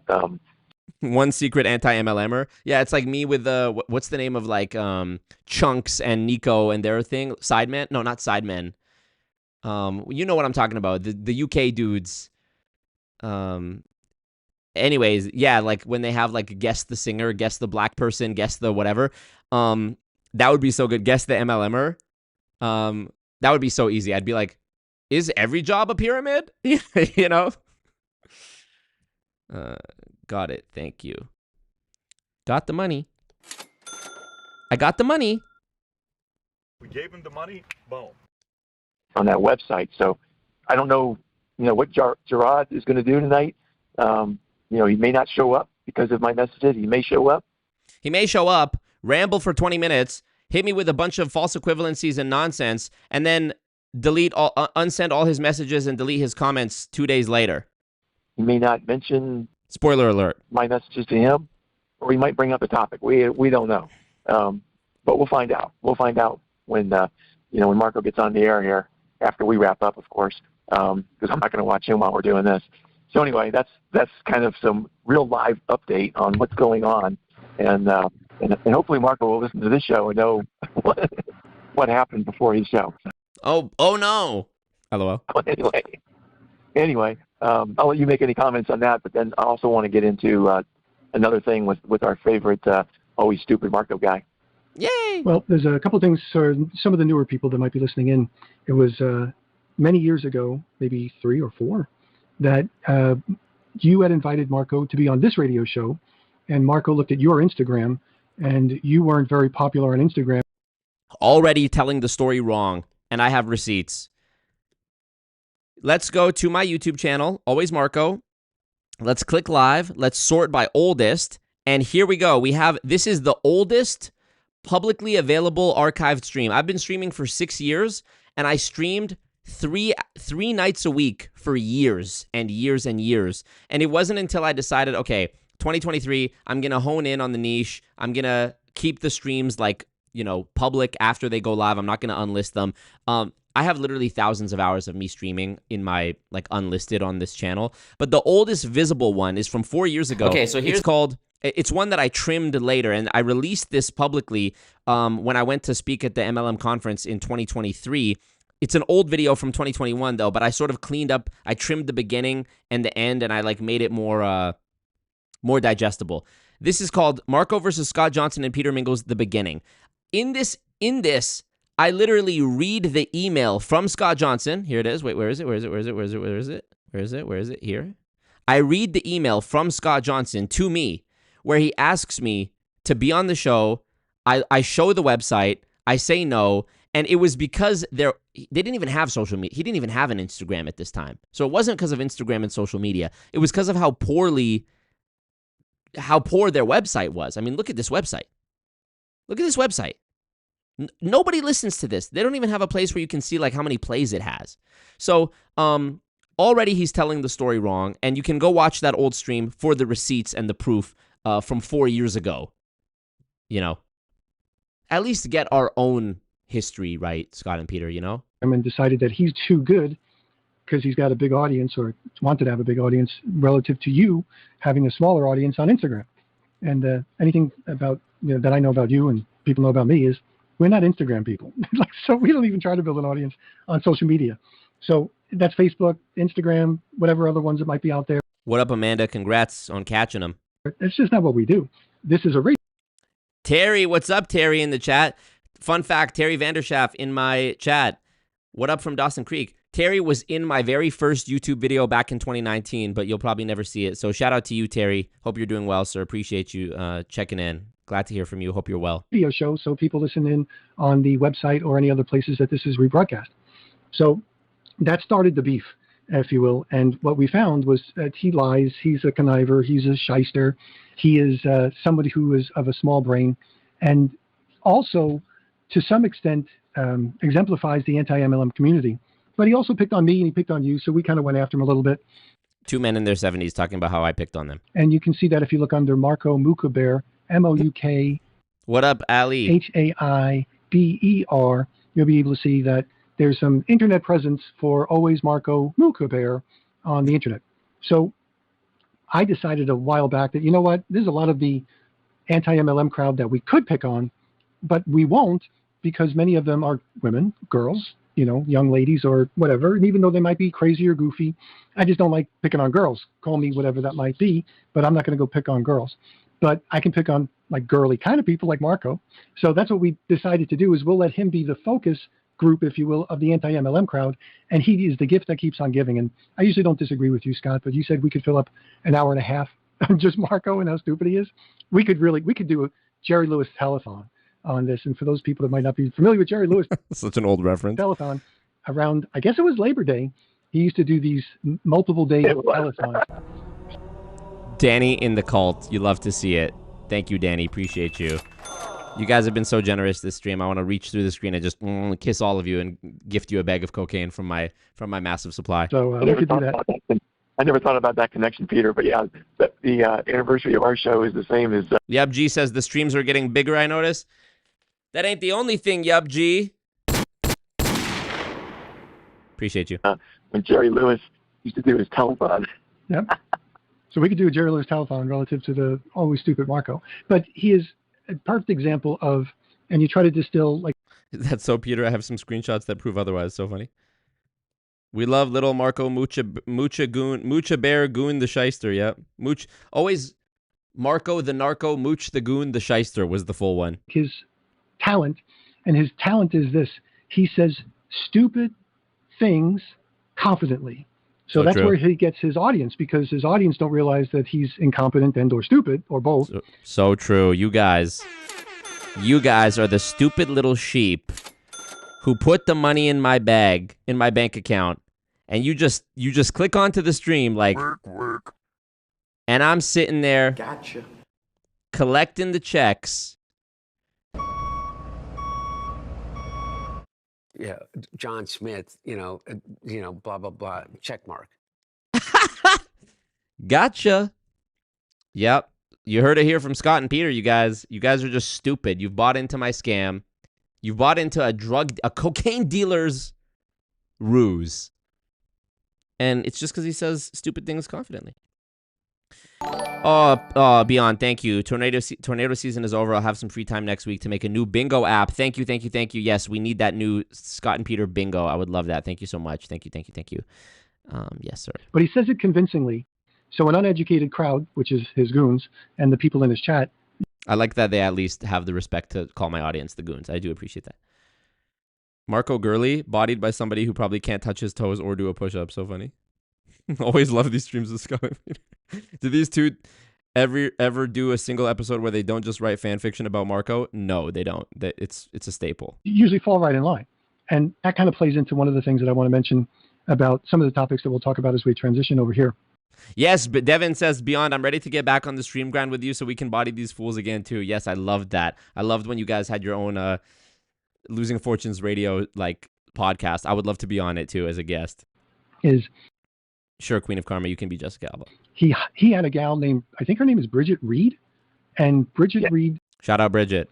Is, in her way, rewriting MLM. Painting a high school and visiting my kids. Nice, Terry. Benjamin says Marco usually just throws a skimpy 8-ball into the crowd of hundreds in the commune after his nightly speech. So true. History through a book that she wrote. I don't remember what it was. Little Bosses Everywhere, I think the title is. They act like, oh, it's so beneath me. I don't even remember the title. Devin said, at Chris, Peter said he wants to meet Marco in a room privately with no camera, trying to imply he would beat him up, but instead sounding like he was trying to get some intimate time. Yeah. Dude, I would love to link up with Peter. I would love to do like a charity boxing match with Scott or Peter or both of them. Honestly, put me in the ring with both of them at the same time.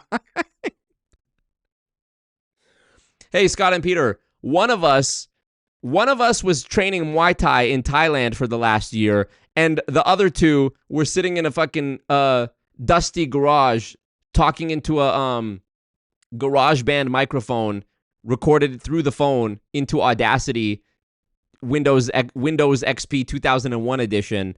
How do you think that would go? Because she researched her book through Robert Fitzpatrick. I did allude to the idea that Robert Fitzpatrick is a researcher and not a very good one.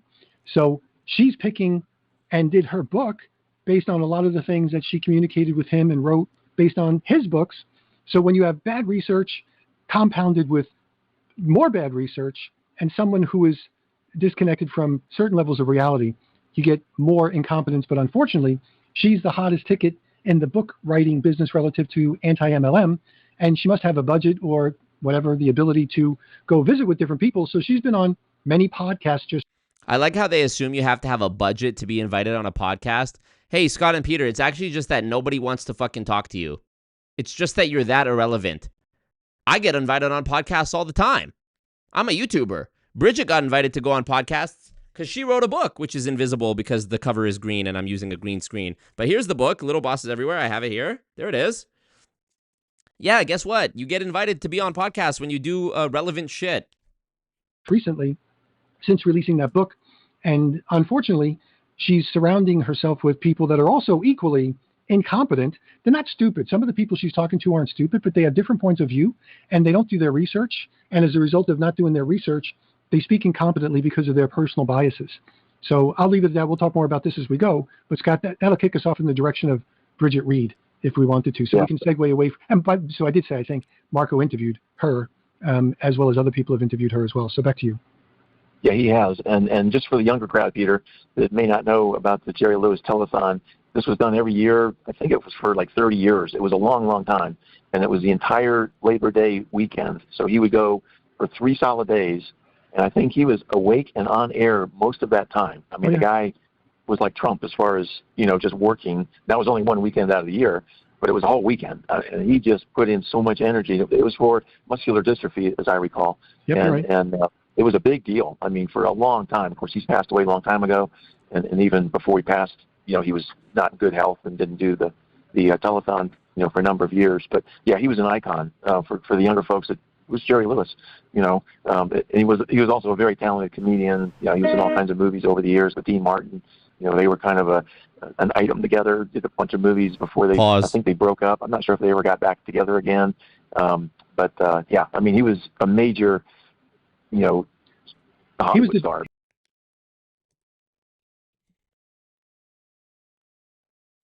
Four in the morning, and again, just watching over and over and over again. And they would do these great things with the tally of how much money they had raised. And it was just amazing to watch. And it was live television that was around. It was a great thing. So he was amazing when it came to real telethon. Matter of fact, just to poke more fun at Marco tried his own telethon one time, like a marathon, if you will. And I remember he fell asleep in the middle of it. I don't think he made more than a couple hours before he was already sleeping. So the reality is also wrong. And what he's referring to is GoonCon 3 from 2022, which was amazing. It was a 24-hour stream. Here's a little screen grab of what that looked like. As you can see here, YouTube only lets you do 12-hour uploads. So I did one 12-hour video followed by a second 12-hour video. And here's what he's referring to about me falling asleep during it. I didn't fall asleep.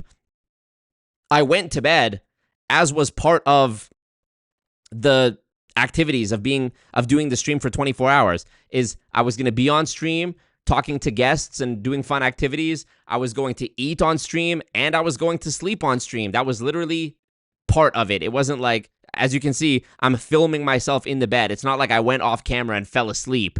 So again, he's also got it wrong. And if you were there during GoonCon 2022, you had a great time, and we love to see it. And you paid your Goon taxes as well. Goon taxes are deep. They are very due right now. Streamlabs link in the chat. Marco is not Jerry Lewis, that's for sure. Yeah, he was going to go for 24 hours. I think he made it up to 8 or 9 hours, and then he literally fell asleep. As I just showed you, I proved that I did the whole 24 hours. Then he woke up several hours later and did a couple more hours. He said, okay, there's the 24 hours. Yep. Yeah. Now they're just lying, yeah, as usual. There's so much overlap here between Jerry Lewis and his telethon and what Marco tried to do. obviously failed in an incredible manner. He did a deep dive, yo. Yeah, you didn't get feet, so true. So one of the things that Marco did in his latest video, and you can go to Always Marco and find his latest video that he did, was he talked about us. Okay, you'll see the thumbnail. It was from what would it be, early August, I guess, about a week or so ago, and he made this video early August of 2025. If you're listening to this later, and he just started going after us. Of course, it was all just total nonsense. But one of the things that he really criticized was. You like that background, Britt? Thank Devin for that. Shout out to Devin Kelly in the chat. When I mentioned, on this podcast, on this radio show a couple months ago, I said, this Bridget Reed book, this Little Bosses Everywhere, it doesn't have very many numbers in it. Probably the most common number that's in here is different years, like 1987. But it has to, because it's kind of a history book. It's kind of the history of MLM. But other than those kinds of numbers, there's hardly any other numbers in the entire book. And but at one point, she talked about how, and this is on, and he played this on his video. It's towards the end, Peter, but he played this on his video where I said, yeah, there's a couple places. There's page 178 and 191, and I've got the book right here on my lap. I'm going to read it to you, because what I said was, and this is Bridget Reed's book. It says, quote, corporate revenues were down to just $800,000 from their peak of $1.2 billion in 1981. So this was alluding to 1985. So, in those 4 years, it went from 1.2 billion down to 800,000. And as I read this, I'm like, there's no way that it went from 1.2 billion to almost zero, which is what 800,000 is. What she meant to put in this book is it went from 1.2 billion, which is 1,200 million, right? If you know numbers, you know numbers. I know Marco doesn't, but so 1,200 million down to 800 million. So that's a decrease of 1/3. That's a pretty big drop off. But it's not $800,000. It's $800 million. It's 1,000 times more than what she wrote in the book. Yeah, thank you. Thank you so much.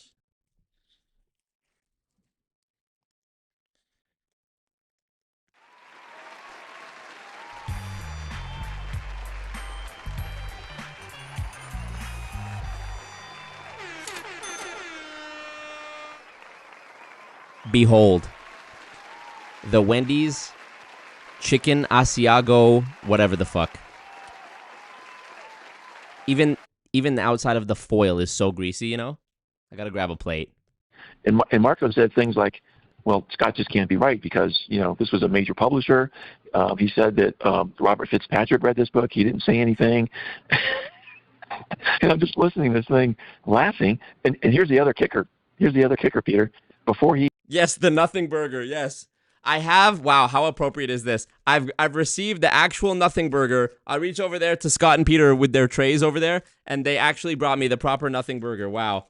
What's more appropriate than eating a burger while listening at Nothing Burger to a Nothing Burger? LOL, the lettuce, the green screen affecting the lettuce, you know? What are you eating? Nothing. It looks black. It looks like black with mold on it, but it's actually green lettuce. Let's try it.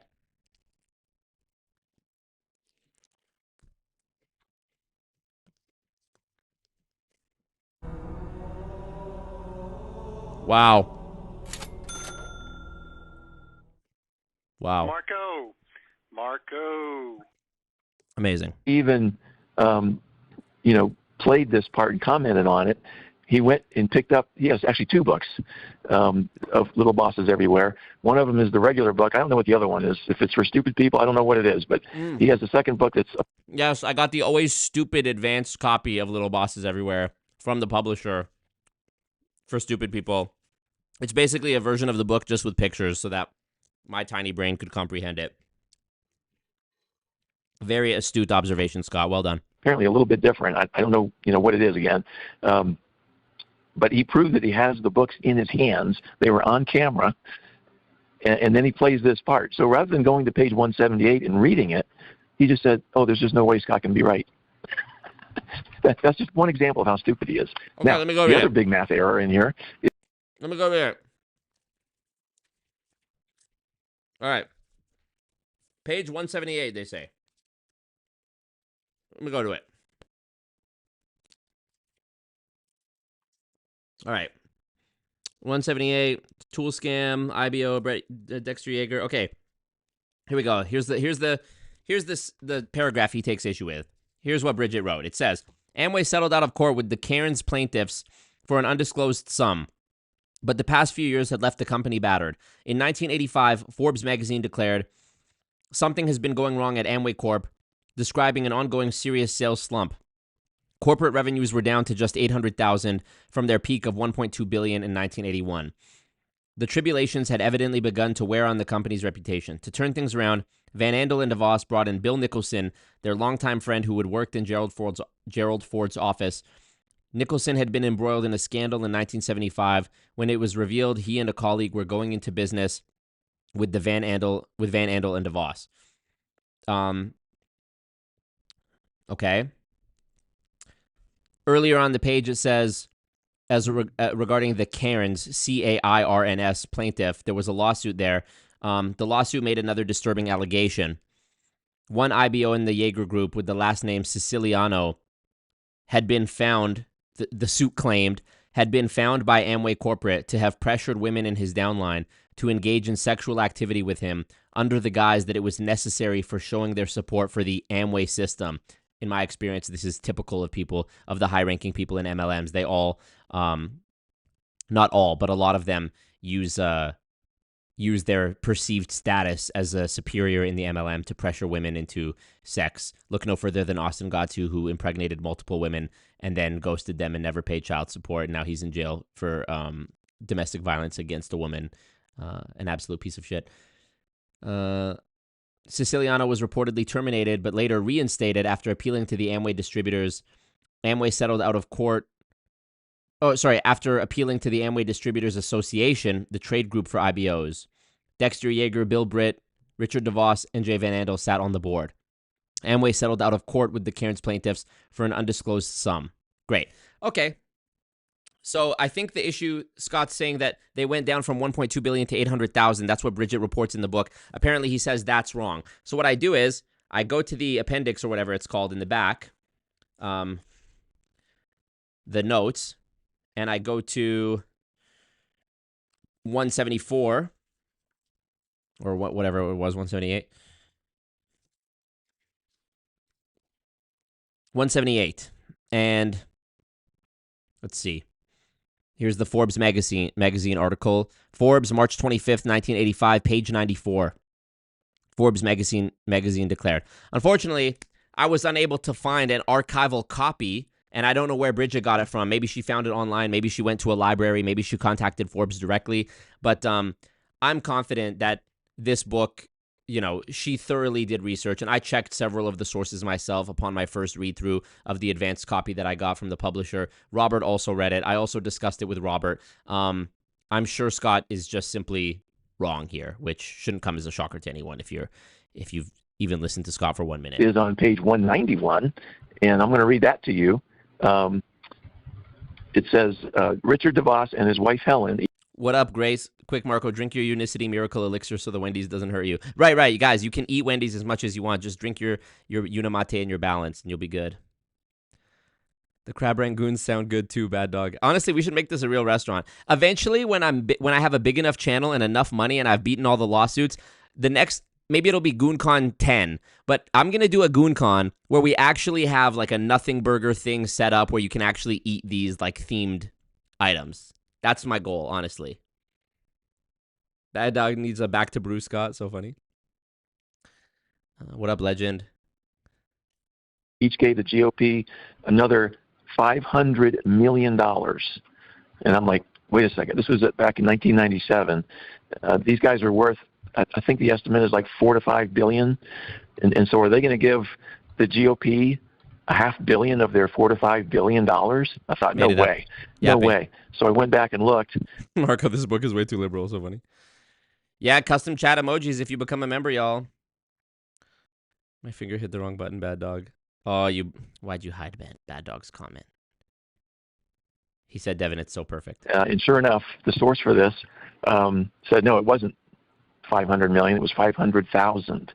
It was 1/1000th of a donation as what is printed in the book. And then it goes on, by the way. It says, shortly after, Congress voted through a tax bill with a special provision that would grant Amway a tax break on the profits from Asian subsidiaries. In the end, Amway got its bill reduced by $283 million. So, and I believe that's accurate. I believe there was, an incentive there. But why would you pay $500 million to get only $283 million back? That'd be really stupid. But that's what is printed in Bridget's book, and that's what Marco said. Oh, that's got to be wrong. And rather than opening up the book that he had in his hand and reading it and doing the math for himself, he said, that's got to be wrong. This is a major publisher. Robert Fitzpatrick read it. He would have said something to me. And all you can do is laugh and say, how stupid can you be? You have the book right in your hands, literally on camera, showing people. I have the books. I don't even know what the other exactly. Both of them are little bosses. Hold on. I actually want to give Scott the benefit of the doubt here. Explain again, Scott. What's the actual thing that she got wrong? 191, and I'm going to read that to you. Then he plays this part. So rather than going to page 178 and reading it, he just said, oh, there's just no way Scott can be right. That's just one example of how stupid he is. Now, The other big math error in here is on page 191, and I'm going to read that to you. It says, Richard DeVos and his wife Helen each gave the GOP another $500 million. And I'm like, wait a second. This was back in 1997. These guys are worth, I think the estimate is like $4 to $5 billion. And so are they going to give the GOP $500 million of their $4 to $5 billion? I thought, no way. No way. So I went back and looked, and sure enough, the source for this said, no, it wasn't 500 million. It was 500,000. It was 1/1000th of a donation as what is printed in the book. Okay, here's what it says. In April 1997, the Amway caucus came in handy when it helped the company achieve an enormous payday. Richard DeVos and his wife Helen each gave the GOP another $500 million. Shortly after, Congress voted through a tax bill with a special provision that would grant Amway a tax break on the profits from its Asian subsidiaries. In the end, Amway got its bill reduced by $283 million. What's confusing about that? What's confusing about that?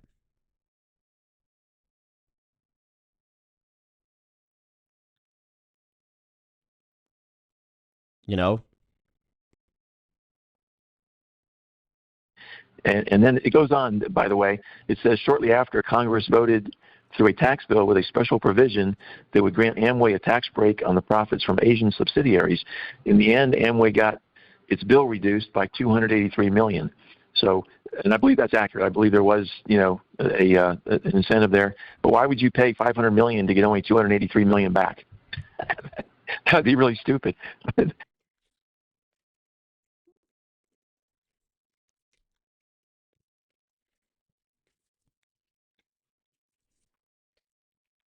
I think I understand now why Scott's confused. My understanding was that Richard and his wife made personal contributions that benefited the corporation indirectly. Like the corporation got its tax bill reduced. But they personally, via their donations, which were either, I'm speculating that those were perhaps also like tax deductible. So that would explain why. If they're spending $500 million to get back $283 million, Scott Johnson says this is actually a mistake and that it was $500,000, not $5 million or whatever it said in the book. Yeah, I don't know. That's 191. Let me go in the back of the book and see the source.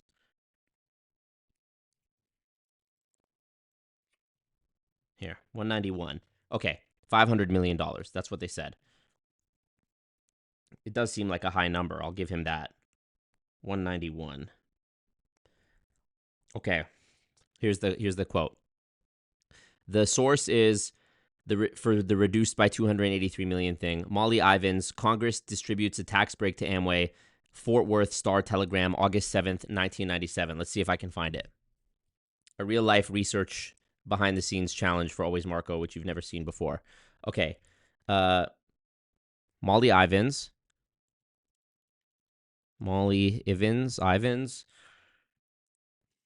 Congress distributes a tax break to Amway. Let's see if I can find it. Here it is, corporations.org. Here's the article. Here it is. All right. 280. This is the exact one, August 7th, 1997. That's exactly what Bridget sourced. This is it.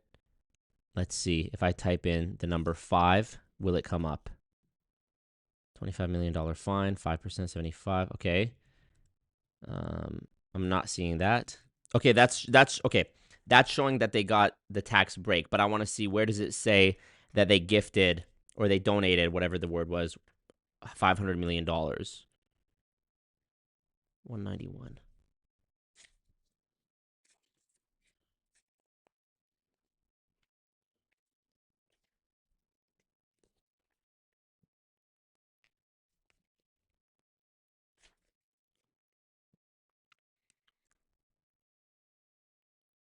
I'm not seeing where it says Richard and his wife gave the GOP $500 million. Maybe that's the source right before. Sorry, I know this is fucking boring, but like I'm trying to debunk Scott in real time, 191. Congress, okay. Carrie Lauerman and Rachel Burstein, she did it Amway. Extended Yeager family. Largest ever donation. Amway's $2.5 million gift to the GOP on page 190. Okay, is that it? Maybe I can talk to Bridget. I can email Bridget and ask her anyways, but so could Scott. I'm unable to find the source. It doesn't seem to be there. Or I've not been able to find it. About the $500 million. Anyways, I'm still confident in Bridget's reporting. But who knows what Scott's talking about. But that's what is printed in Bridget's. Even if it is a mistake, it's a complete nitpick, Oh, here, Queen of Karma coming to the rescue in the chat. Here we go. Sorry, in Discord.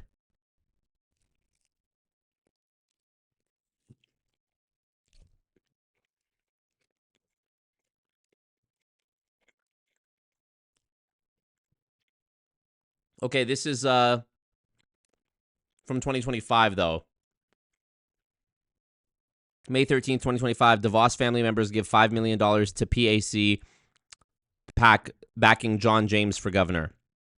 Michigan Congressman John James speaks during the Republican National Convention in Milwaukee in July.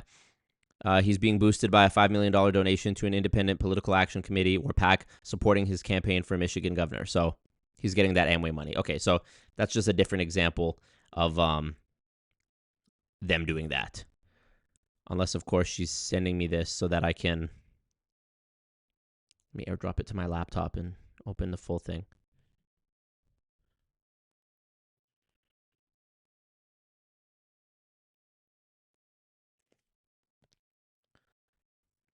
Grand Rapids business.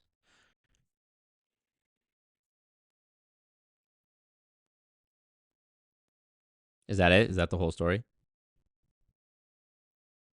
Okay. Marco said, "Oh, that's got to be wrong," and rather than opening up the book that he had in his hand and reading it and doing the math for himself, he said, "That's got to be wrong. This is a major publisher, Robert Fitzpatrick." They're referring to an old one, you guys, not the one Queen of Karma just sent me. That's a new. I mean, they've been doing this for years, for decades. He would have said something to me, and all you can do is laugh and say, "How stupid can you be?" You have the book right in your hands, literally on camera, showing people. I have the books. I don't even know what the exactly.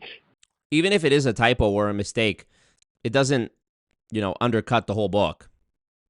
Both of them are little bosses everywhere, and he whiffed on it. I mean, it was a total, just a total failure, and it was so funny watching him trying to criticize us and just totally failing, a total failure, and it was amazing to me. And another major point that we made during that show was how liberal. I mean, I use the word libtard to describe this kind of behavior. How liberal Bridget is from the very first page all the way through the book. I mean, she's slamming conservatives and capitalism, and she's obviously a very lefty person. And you sent me a link to a recent podcast that she did with a comedian, and it comes out in that podcast also how both of them actually were very, very liberal, which is really, to me, it's really extra funny because the comedian during the podcast has breaks to do advertisements for various companies. So he's plugging other companies to get paid for it, i.e. capitalism. And he's a comedian that travels across the country. He's got different shows every night, different nights throughout the week, through the months. And he's got a capitalist business. I don't have a problem with that. And she, Bridget Reed, is literally traveling the country doing these podcasts and telling people about this book, selling her book basically. And they're both complaining about capitalism, and they're both complaining about salespeople. Once again, Scott misses the point and makes a false equivalence. The issue is not with capitalism. It's with crony capitalism or late-stage capitalism, which is what we found ourselves in now. I don't think anybody thinks there's anything wrong with you getting paid by willing customers who engage in a voluntary exchange for something that you have provided of value. If you make the best thing, it stands to reason that you make the most money. What the issue is with MLM that's highlighted in Little Bosses Everywhere, and that I talk about and countless people talk about, is that when corporations start lobbying government to let them get away with evil and to, do things like anti-competitive practices, like acquiring each other or taking away features after you've already paid for it because the terms, the TOS says that they can change it at any time. So, you get shrinkflation and shitification, like I talked about in my Ring camera video, where I had certain features for $10 a month, and then they raised the price and took away features, and the only way for me to have those same old features I had before was to actually pay more.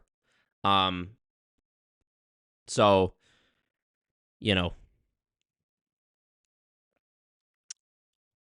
I don't think the issue is making money. I don't think Bridget I mean, I don't want to speak for her, but I don't think Bridget thinks that making money on its face is immoral, you know. Okay, Queen of Karma has sent me a new thing. Apparently, okay, December 1998 issue. This looks more accurate. Helen and Richard DeVos. This article has been corrected since it was originally published. Here we go. Let's see what this says. I'm looking for the number 5, 500,000 or 5 million or 500 million. Here it talks about the, okay. What if I just search the word donation? Nope. What about donate? Okay, here we go. Not seeing it. Amway gives GOP 1 million. Okay. Okay, these are not what is referred to in the book. I'm sorry. I think here, the largest single soft money donation on record was 2.5 million from DeVos's Amway in 1994, but that donation came from corporate funds. Seldom does an individual give a 7-figure sum in 1 month. In 1995, 1996, the single largest checks were $500,000 each from 2 individuals. Okay, I think that is what Bridget was talking about in the book, page 191. I'm doing this one last time.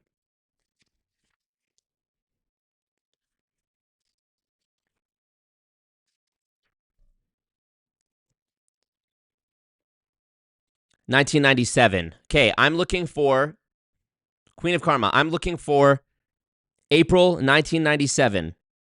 Richard DeVos and Helen each gave the GOP another $500 million. That's the number I'm looking for. This date of the article you sent me says 1994. I'm looking for 1997. Here's another article. Queen of Karma is getting... Okay, here. May 24th, 1997. Here's one she sent me. Okay, April. Okay, this could be it because it says May 1997 and the donation was in April. So it's totally possible that an article was published a month later. Totally possible. Here we go. Deseret News. Okay. Amway founder gives GOP 1 million. May 24th, 1997. The founder of Amway Corp gave $1 million to the Republican Party last month.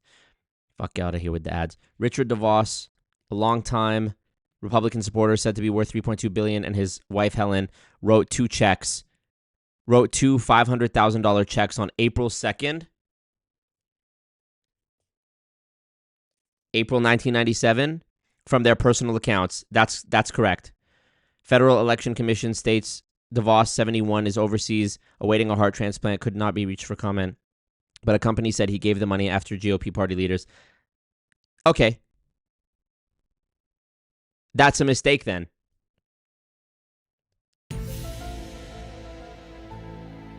Scott Johnson, you did it. I took a full load. You did it, Scott. Let's go. I got to get the bag. Scott Johnson, I'm actually convinced by this. Scott Johnson found a mistake in Little Bosses Everywhere. He's right. If Richard DeVos is worth $3.2 billion, he wouldn't donate $500 million. That's like a substantial chunk of his personal net worth. He wouldn't give that away. Page 191.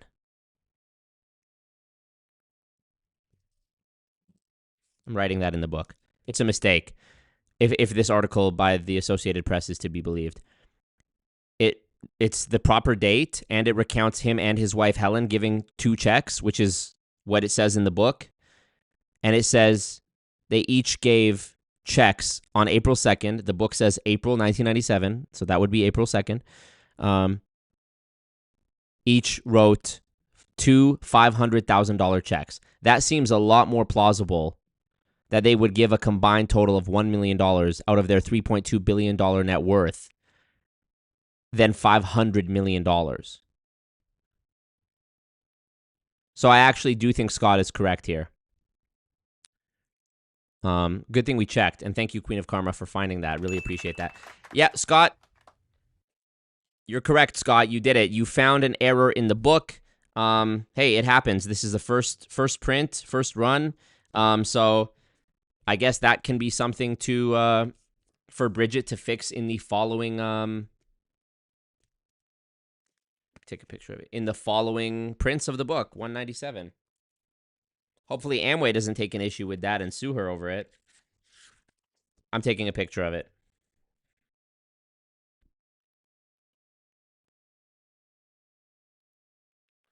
Thank you. Scott got one. In 4 years, Scott, it took you 4 years to actually get a factual, to get something factually correct. That's amazing.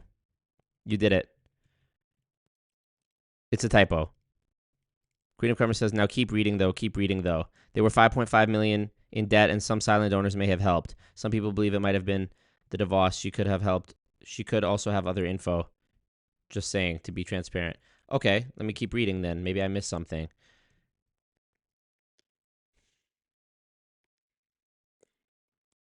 I mean, still, it's a typo, right?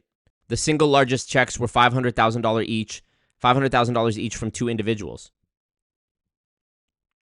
Yeah, it's got to be a mistake. $500,000 versus $500 million. You know? That's $500 million. That's like Elon Musk levels of, modern day 2024 Elon Musk levels of donation, I don't think they was rocking like that in the 90s. But yeah, a broken clock is right twice a day. Exactly. To them themselves, and they just don't get it. They don't understand.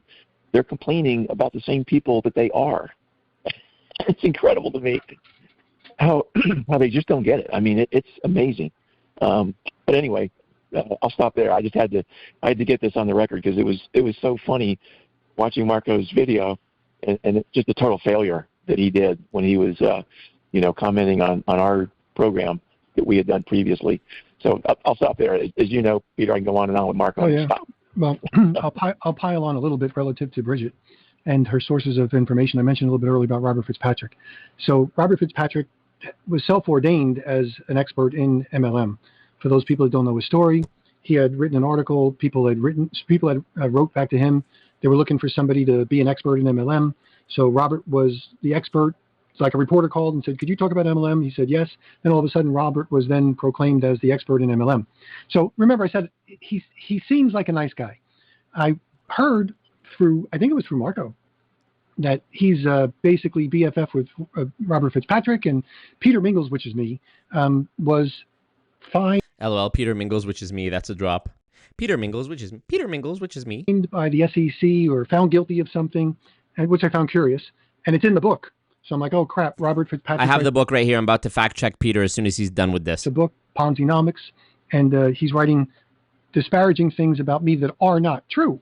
So I did not take too much into it, but I heard it a couple of times. I said, I got to see what this is going on. So I wound up buying the audiobook. I think I bought the audiobook. So I listened to it. Yeah, that's what they... Yeah, I agree with Devin in the chat. She says they, being Richard DeVos and his wife, didn't each write $500 million checks. That would be $1 billion total. For a donation, there's no way. 5.5 mil debt doesn't constitute $1 billion of checks, so it's a typo. Yeah. They said that basically I think I was fined and found guilty or something. The SEC went after me. I was fined, and I think I was like approached and I had to pay a fine. So, okay, what he's referring to is on page 199 of Ponzi-nomics. My copy of Ponzi-nomics is here. You can see all the bookmarks. This is the exact same copy with the exact same bookmarks that you saw in my 2021 interview with Robert Fitzpatrick. This is my copy of the book, my personal copy. Okay, here we go.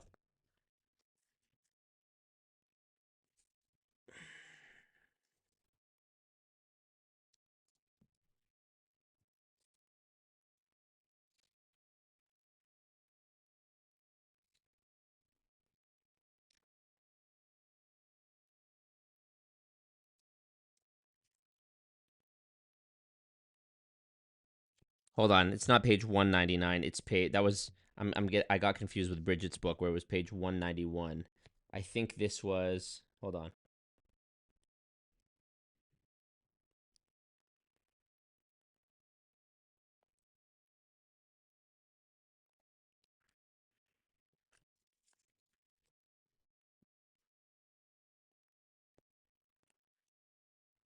One second, y'all. I'll find it. I had it before the stream started. And I circled it. Peter Mingles.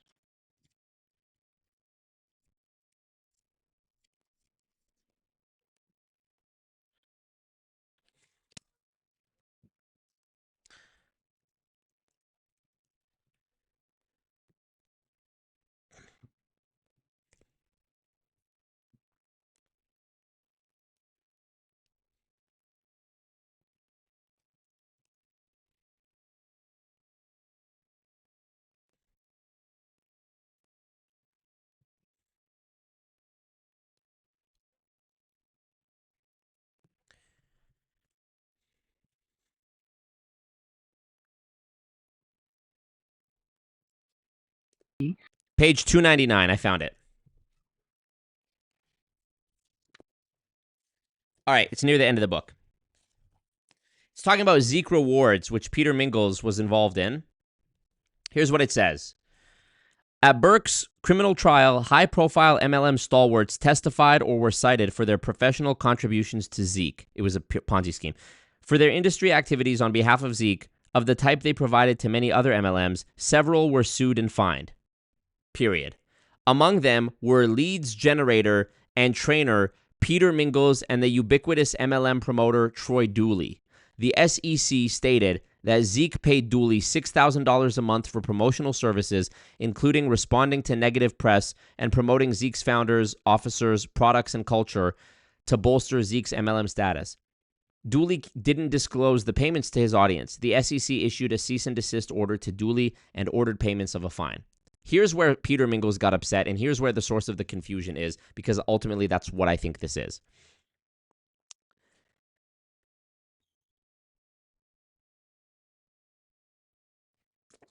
One second.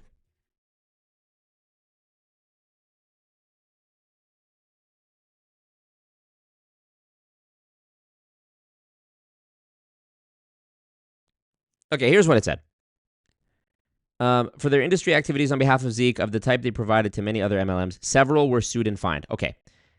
Among them, now what, okay, this is the source of the confusion, is among them is referring to the high-profile MLM stalwarts who performed for their professional contributions to Zeek rewards for their industry activities on behalf of Zeek. Okay? Among them were leads generator and trainer Peter Mingles. The issue that Peter took, the part that Peter took issue with, where it says, of the type they provided to many other MLMs, several were sued and fined. Okay. Among them were leads generator and trainer Peter Mingles. Peter's contention is that the placement of the sentence that mentions him right after the sentence that mentions people who were sued and fined makes it sound like he was one of the people who was sued and fined, which is not the case. I understood upon reading that what Robert's intention was when he wrote that, which is that he is referring to Peter and saying among them were leads generator and trainer Peter Mingles. What he's referring to is not the people who were sued and fined, but the people who provided professional services on behalf of Zeek. And then he specifies Troy Dooley was fined and was being paid. But I get it. Let me read it again. For their industry activities on behalf of Zeek, of the type they provided to many other MLMs, several were sued and fined. Among them were leads generator and trainer Peter Mingles and the ubiquitous MLM promoter Troy Dooley. He's not saying Peter Mingles was sued and fined. He's saying that Peter Mingles was one of the people who provided professional services to Zeek rewards, and that Troy Dooley was the one who was sued. I get, and Robert also said that he gets why including them in the same sentence might make it seem like they were both sued and fined, but I understood that, I understood when I read this that he's making clear that Peter was among one of the people providing services to Zeek, as was Troy Dooley, but Troy Dooley was the only one who was actually fined or, had any dealings with the SEC. Okay. That's the whole crux of Peter's big, war against Robert Fitzpatrick here and saying that he's not a good researcher, is the wording of it. your research, and I'd like to find out where you got this information from, because I was neither fined nor accused or attacked or whatever by the SEC or the FTC or anybody for that matter. And then he says, well, that's not what I said. So I replayed what the audiobook was, and then I also showed him the sentences, and that's exactly what he said. So I said, you know, Robert, I'm not going to ask you for anything other than, could you just write me and just say you were mistaken? So I didn't want to beat him up with it. I just write me that you're mistaken. You're going back and forth with Troy Dooley. I love that. And then he did. Yeah, Troy Dooley was featured in the newest Bloomberg video about I Am Academy that several people asked me to watch and posted in the Discord, and I watched it. And Troy Dooley's inclusion in that is a complete undercut and a complete bastardization of any journalistic attempt to fairly and honestly cover I Am Academy. And you know, I've been in touch with the journalist Alice. No ill will against her. I've been in touch with Alice for a couple of years now. She reached out to me early on in her, you know, before the first Bloomberg piece about I Am Academy came out. She was the lead journalist on it, the lead reporter or whatever. And I talked with her, and I emailed her after I watched it, a long email, a long, thorough email with timestamps and sources and arguments. And I explained to her why including Troy Dooley in this video as like some tenacious watchdog who tried to warn Chris Terry about the dangers of making deceptive claims is such propaganda and such hogwash, because Troy Dooley is himself a proponent and a pusher of the MLM pyramid scheme apparatus. And I even CC'd Robert on that email, because I know he knows very well about. And guess what? Within an hour, I'm not going to reveal it now, maybe on a future stream. Within an hour, Robert replied his own long email where he recites what he wrote about Troy Dooley in Ponzinomics, and how these sort of propagandists who portray themselves in the media as like, you know, MLMers who are doing it right is part of the big lie and part of the disguise of making it seem like there is some distinction, some delineation between good MLM and bad, you know, doing it wrong MLM. Troy Dooley is one of the key figures in this world. And yeah, me and Robert literally, it was like a tag team thing in the email where he provided all new, different, unique explanations as to why Troy Dooley's inclusion was bad, and I had my own thing explaining why it was bad. So, you know, hopefully in the future, you know, it just sucks, because I love seeing mainstream publications like Bloomberg doing more pieces about MLMs, especially ones like I Am Academy that get sued and shut down and whatever. But like, man, there's still so much room to like fix it. Like, we'll watch that video on a future stream, but man, oh man, you know.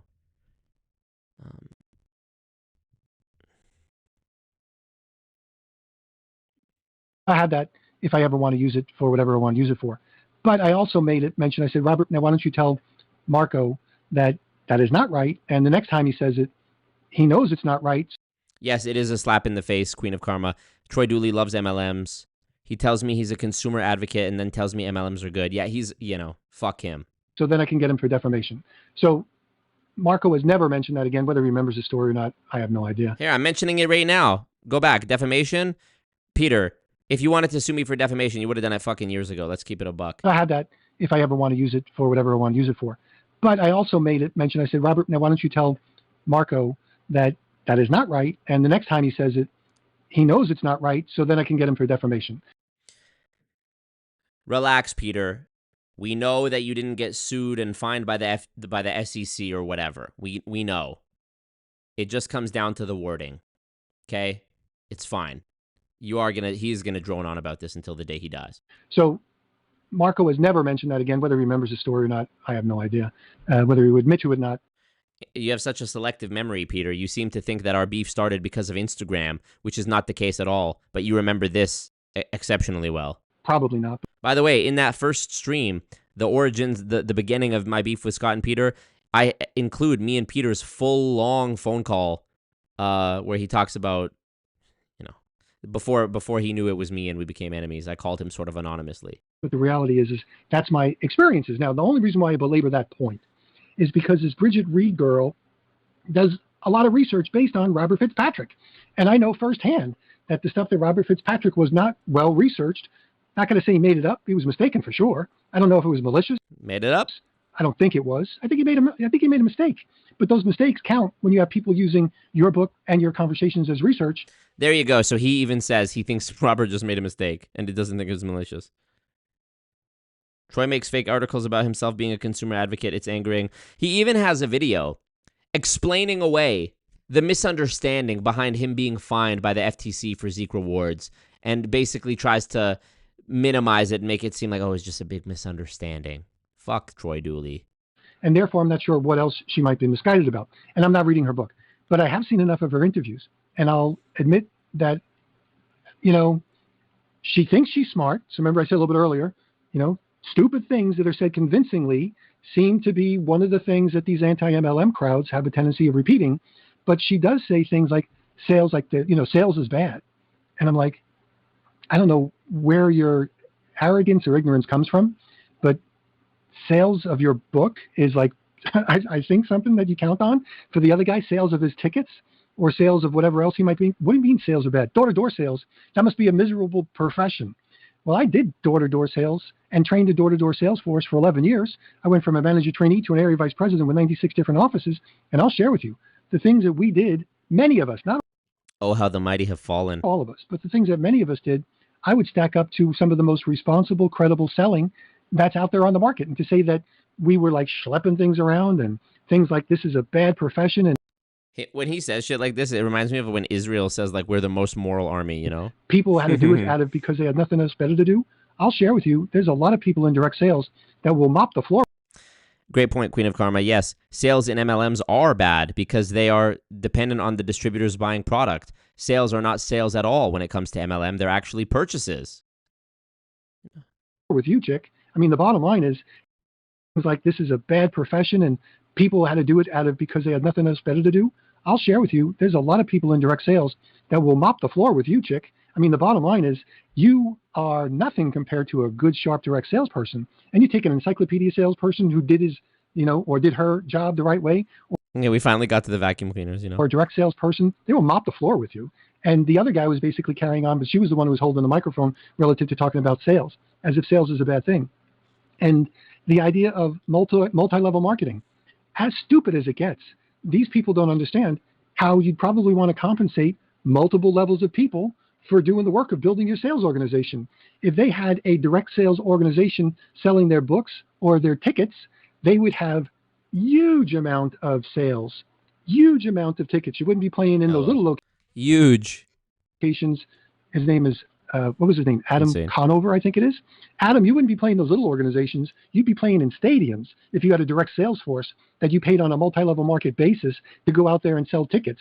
So these people just don't understand the way the world works. They're biased and probably never did it themselves. I would probably say either they never did it or they never did it well, because there's nobody in direct sales or MLM that's done it the right way that would disparage this as a profession when done the right way. And there's lots of things that are done the wrong way. Comedians do it the wrong way. Authors have done it the wrong way. Researchers have done it the wrong way. MLM is not unique for things being done in the wrong way. Anything that could be big could be done in the wrong way, and probably is. So having said that, Scott, when you read the book or you listen to the person, here's the danger that I see. She's given a level of credibility that she hasn't earned. And unfortunately, she's rewriting history, just like censorship is rewriting history as far as different things are done. AI is rewriting history. There's a lot of rewriting of history that's being done by people that assume credibility. So back to you, Scott. Yeah, all good points. And, I've been to major Amway functions where there were tens of thousands of people in the audience. And we had musical acts, we had comedians, the whole gamut. And he's probably never had a crowd anywhere near that size. And I'm sure they were paid handsomely. So, yeah, to be a guy that sells his comedy and then criticizes capitalism, it's just mind-boggling to me how... Peter, Scott, you're allowed to make money and still criticize capitalism. What do you expect that anyone who criticizes capitalism has to be like homeless or, non-self-aware you can be? It's amazing to me. It's just great. Yep. Yeah, I agree. And then just one more point about that. And then listen to the content. This gal doesn't either know what a Ponzi scheme is or a pyramid scheme is, or she's really bad at explaining it. So either she doesn't know or she's not good at communicating. I think it's both. Because when you listen to her, she describes Ponzi as if it is a pyramid, and pyramid as if it is a Ponzi. And anybody that knows the definition knows that that's not true. Now, for most of the people that I talk to in the MLM world, their weakness is they don't even know the difference. I'll share with you, for a really long period of time, I never knew the difference. It wasn't until I started with the Distributor Rights Association and the ANMP, which was turned into when I was doing some other stuff, that I really had to learn what the difference was. So there's ignorance all over the place. People in the industry don't understand the difference. The critics don't understand the difference. But when an author who writes a research book doesn't understand the difference, then she's got to be called out. So, and the other guy, Adam, I mean, he's a comedian. He just had her as a guest. So he's fallen into the ether of the conversation. But the reality is she really does not understand the difference between a Ponzi scheme and a pyramid scheme. Exactly. And it's pretty simple, really. You know, a Ponzi scheme is like Bernie Madoff, where people invested with him, but then he didn't really invest the money that he was given. He sort of set it aside, and then he attracted more and more investors, you know, to buy the stocks that he was promoting. And then when an earlier investor said, "Hey, Bernie, I need some of my money," then that money would come from the people that had given him money, you know, after that first person. This is another, I mean, they just simply don't understand what pyramid schemes are then, because in MLM, you don't just get to ask for your money out. That's why it's even worse than a Ponzi scheme, because in a Ponzi scheme, you put your money in and there's some expectation that you can get your money back out so long as you pull it out early enough. With Bernie Madoff, too many of his people, because of the economic crash, tried to pull their money out at once, and he wasn't able to sustain the, the fake, reports of people making money. So it collapsed, as every Ponzi scheme eventually does. With MLM, you don't get to pull your money out. You have to keep buying in. Unlike a Ponzi scheme, you have to keep buying in. And if you don't make any money, there's no, "Hey, Bernie, pay me out. Hey, Bernie, what the fuck? You scammed me."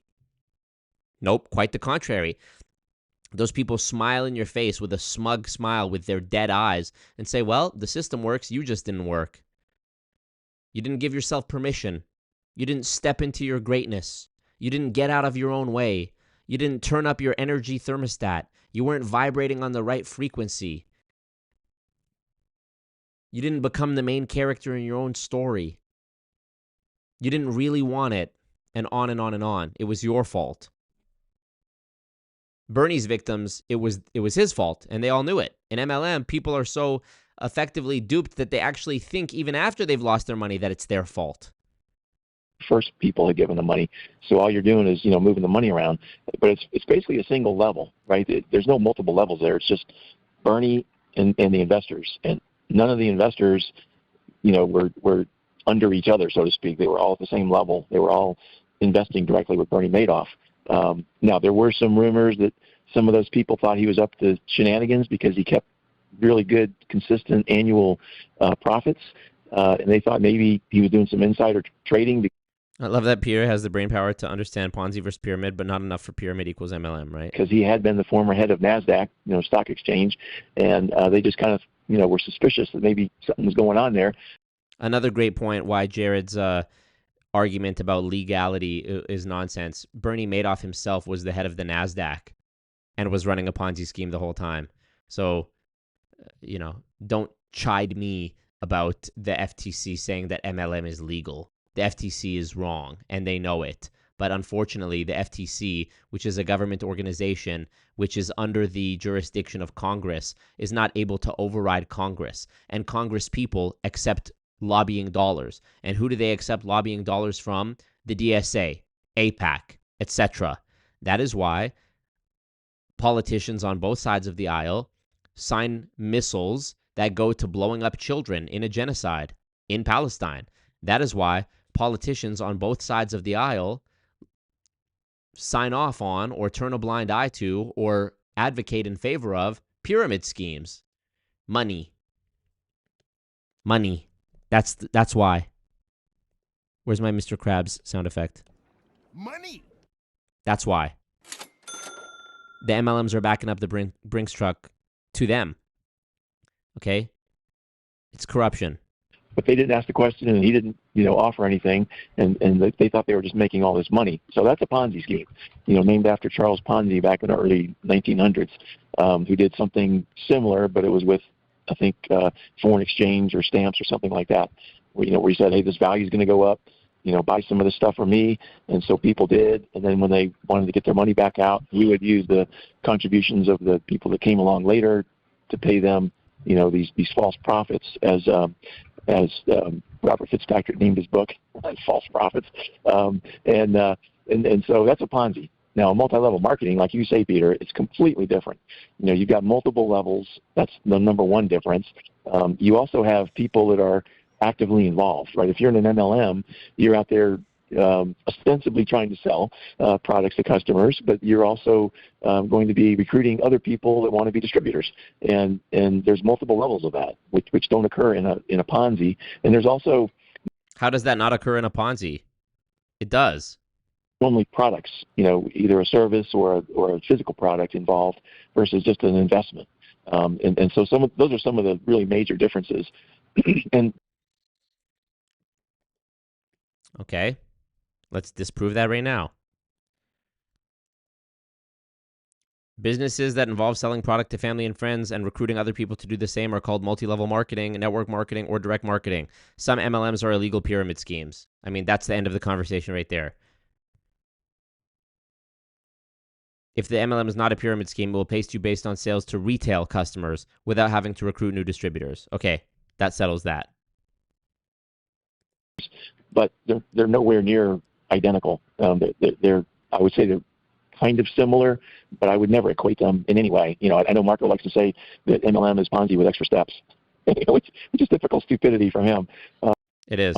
But anyway, it really is amazing how she has been kind of now anointed, like you said, to be this expert because she wrote a book. And I've even heard people say that. Well, they wrote a book, so they have to be right. It's like, well, no, maybe the book is wrong. You do your own research and find out, or read the book. Read the numbers, see if the numbers make sense, and if they don't, do some research and find out if. In fact, both of these numbers I mentioned earlier, she has footnoted, and you can go to those actual sources and you can verify that she's wrong, and she is wrong, and it's right in the footnotes. You have to go to the actual source. It's not in the footnote, but the footnote has the source, and you go to the source, and she's wrong. So it's just nuts how these experts get anointed when they're not. They're not experts, and they're just totally wrong on so many things. I don't think Robert Fitzpatrick is a bad guy, but when he puts out false theories that hold no water, all he's doing is getting in the way of making progress against MLM scams, because his big thing that I disagree with is the concept of saturation and the 5x5x5. And that's where, theoretically you join an MLM, you recruit 5, and then you help each of those 5 recruit 5 each, and then you help each of those 25 recruit 5 each, and so on and so forth. And that never happens. It's hard to recruit one person, let alone 5. And then the chances are pretty high. They're either going to do absolutely nothing, or they're going to do maybe 1 or 2 little things before they quit. And then you got to start all over and find somebody else. And you're constantly doing that in an MLM. You're constantly recruiting, trying to replace people faster than they're getting out. That's the only way you grow, is to find people faster than they're getting out. And so that whole 5x5x5 is so misguided and wrong. And it was actually in court back in the mid-'70s. There was a case called Jarrod. It's GER-RO-MAR. And I won't go into the details here because we've done it before. But if you Google Jarrod and FTC, you'll see the judge in California said, "No, I don't see that going on here. You guys being the FTC, by the way, you guys are full of it." And he did it in a very humorous way, by the way. And they tried it again, they being the FTC, in the Amway case in 1979. And the judge there said, no. And he wasn't quite as humorous, but he said no. And I've never seen a case since where the FTC has tried that a third time. And so they've abandoned it, and rightly so, both legally and just experientially, right? My own experience and all the people we've had on the show over the years agree that the 5x5x5 is just total nonsense. But when you write a book, when you're anointed, like you say, Robert Fitzpatrick years ago, for being an expert. It's really hard to overcome that kind of stupidity. But that's one of the reasons we do this show. So I'll stop there, and we can make some more comments, or we can move on. Either way. Sure. Well, I'll just make, because I've trained myself and lots of salespeople and distributors, and also had a role as far as being like a president, I figured, I better come up with a simple way for people to remember or know the definition of a Ponzi or in a pyramid. So here, we get it, Scott and Peter. Thank you very much. I want to show you something. This is who Scott and Peter are, and this is who Troy Dooley is as well. Okay, this is a clip that I want to show you from Louis Theroux's My Scientology movie. Okay, here he shows this former Scientology enforcer, Mark Rathburn. Okay, let's check out this part here. Of crimes. Come on, Marty. Got anything to say? You can't even defend yourself on this, can you? What's your name? Why don't you answer his question? Yeah, I'm with Squirrelbusters Productions. Goofball outfit. Squirreling is heresy, and squirreling is the reason why, for more than a year, Marty was hounded and harassed by the Squirrel Busters. They were busting him for attempting to set up a rival church to Scientology. Okay, so what we're seeing here is Mark Rathburn, or I don't know why he's called Marty Rathburn in this documentary. Maybe he goes by Marty now. After he defected from Scientology, after being one of its top, executives for years and years and years, he started practicing Scientology independently. So he had left the Church of Scientology, but he was still like practicing the beliefs of Scientology and like offering paid auditing sessions for people. And this group, who Scientology denies that they paid them, and the group denies they were paid by Scientology, called the Squirrel Busters. Squirreling in Scientology is when you, as what Louis Theroux just described. And these people would just show up to his house every day for like a year, put cameras in his face, antagonize him, say awful things to him, to try to get footage of him like lashing out, so that they could create a narrative about him and release, websites that slander him. And, in this clip, they're going up to him with T-shirts with his face on it. Here, where's the shot? They go up to him with T-shirts with his face on top of a squirrel's body, trying to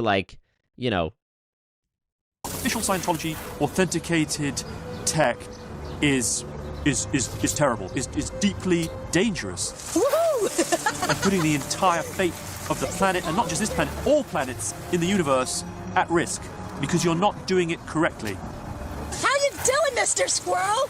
And then the debate becomes, well, is that because they want to maintain a monopoly over the practices, because their whole business model is to do with selling these services? Stark, you are one. Okay, again, I mean, there's a more thorough documentary that details the Squirrel Busters in more depth. But yeah, it begs the question, is there a right way to do Scientology? Just like, is there a right way to do MLM? The Squirrel Busters, this is what Troy Dooley and Scott and Peter are. They're the Squirrel Busters. They release, hate websites. They have multiple websites about me, always Marco LOL, always Marco. For a while, they had alwaysmarco.gay. They do this show about me every week. They do, they release, they publish lies about me. They say that I've scammed the government out of taxes. They say, let me see, Marco McIver. They have one website about me where it's all about me being gay. Yeah, I mean, look here. Marco McIver official gay fan page, Look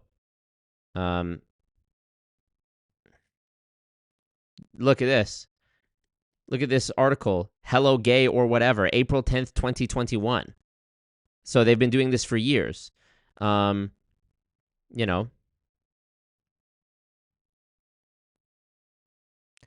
MLM means men loving men. So this is a whole website about me being gay. They have another one. Just listen to their show. They have so many websites about me. Sorry, I'm reading on their website to see what see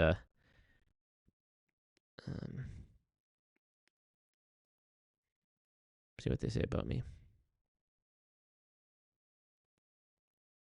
It's such a poorly done website too, So yeah, I mean, here they've registered the domain marcomcIver.com. Here's another one.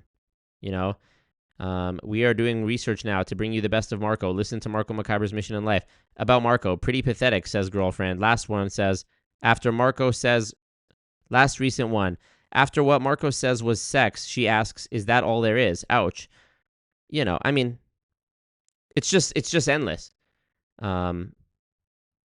They have Scott and Peter have made multiple websites about me. They do a show talking about me every single week now for the past 4 years. They nitpick everything I say, everything I don't say.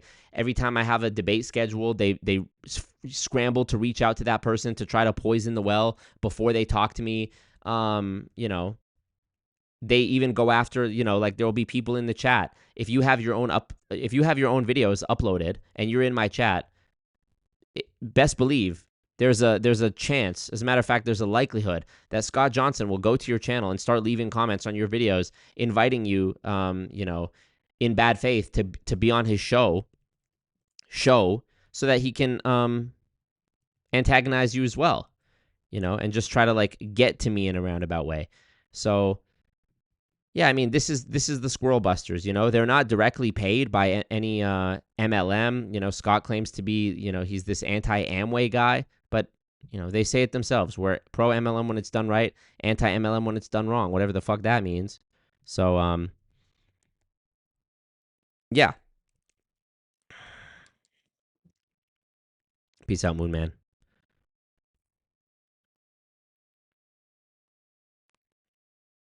They send emails to every participant of the MLM conference, both years when I did it, telling them I'm a drug dealer and this and that. They, again, this is one of those Scientology type tactics where I can't prove it, but I know it was them, where when I went to fly to that conference in Washington, D.C. in 2023, I got held up at the airport trying to get into the United States for like an hour because, and they were started asking me questions about what I do and whatever. And I'm like, I think I know what this is about.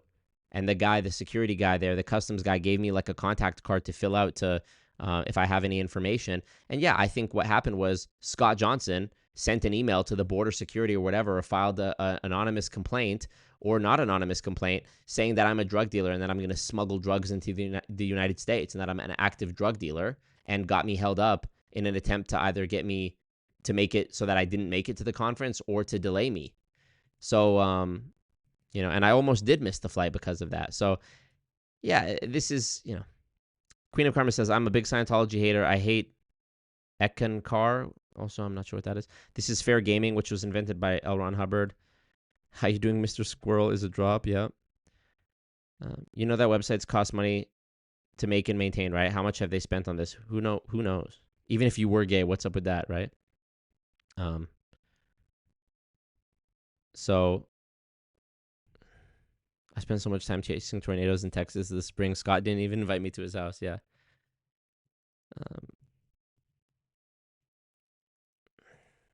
Those memes that say things like just two dumb bitches in a room saying exactly to each other. Those memes are about Losing Fortunes Radio. That's so funny. Scott and Peter are like two dumb, you know, teenage girls sitting in a room going exactly. That's so funny. Amanda, you kill me with that one. That is really funny. You bodied that. Hilarious. Those memes are also about me and my friends, but for completely different reasons. I love that. That's actually so funny.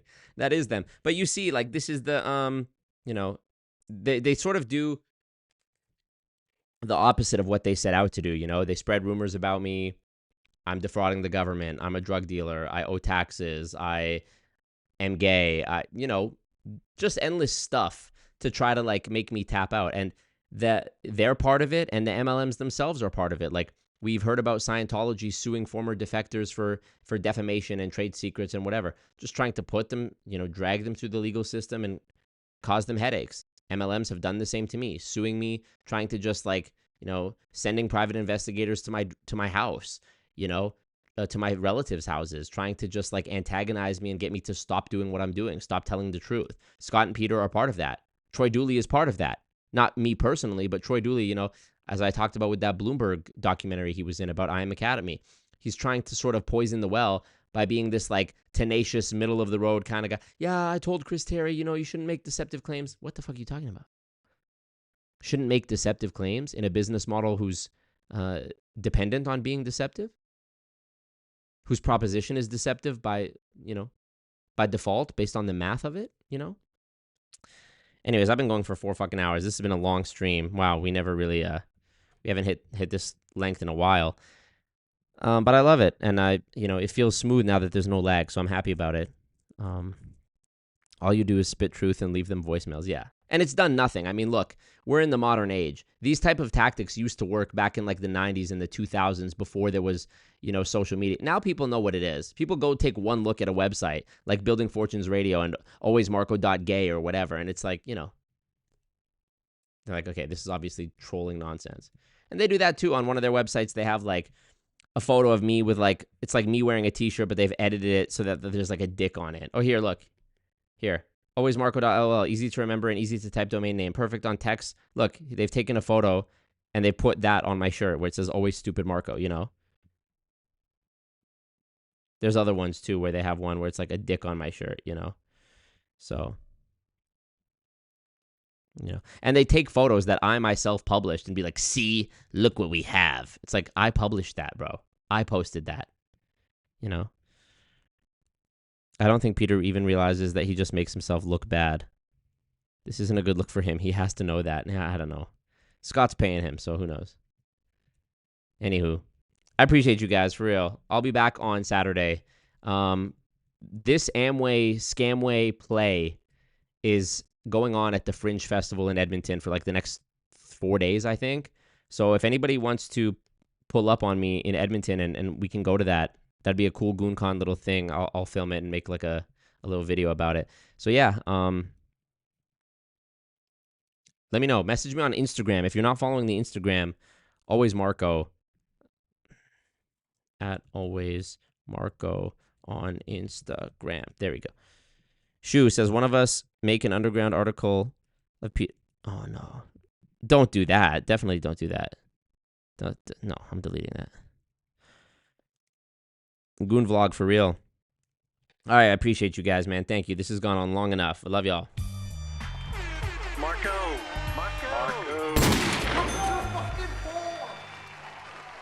Thanks, Marco. I'm not a loser. It's all about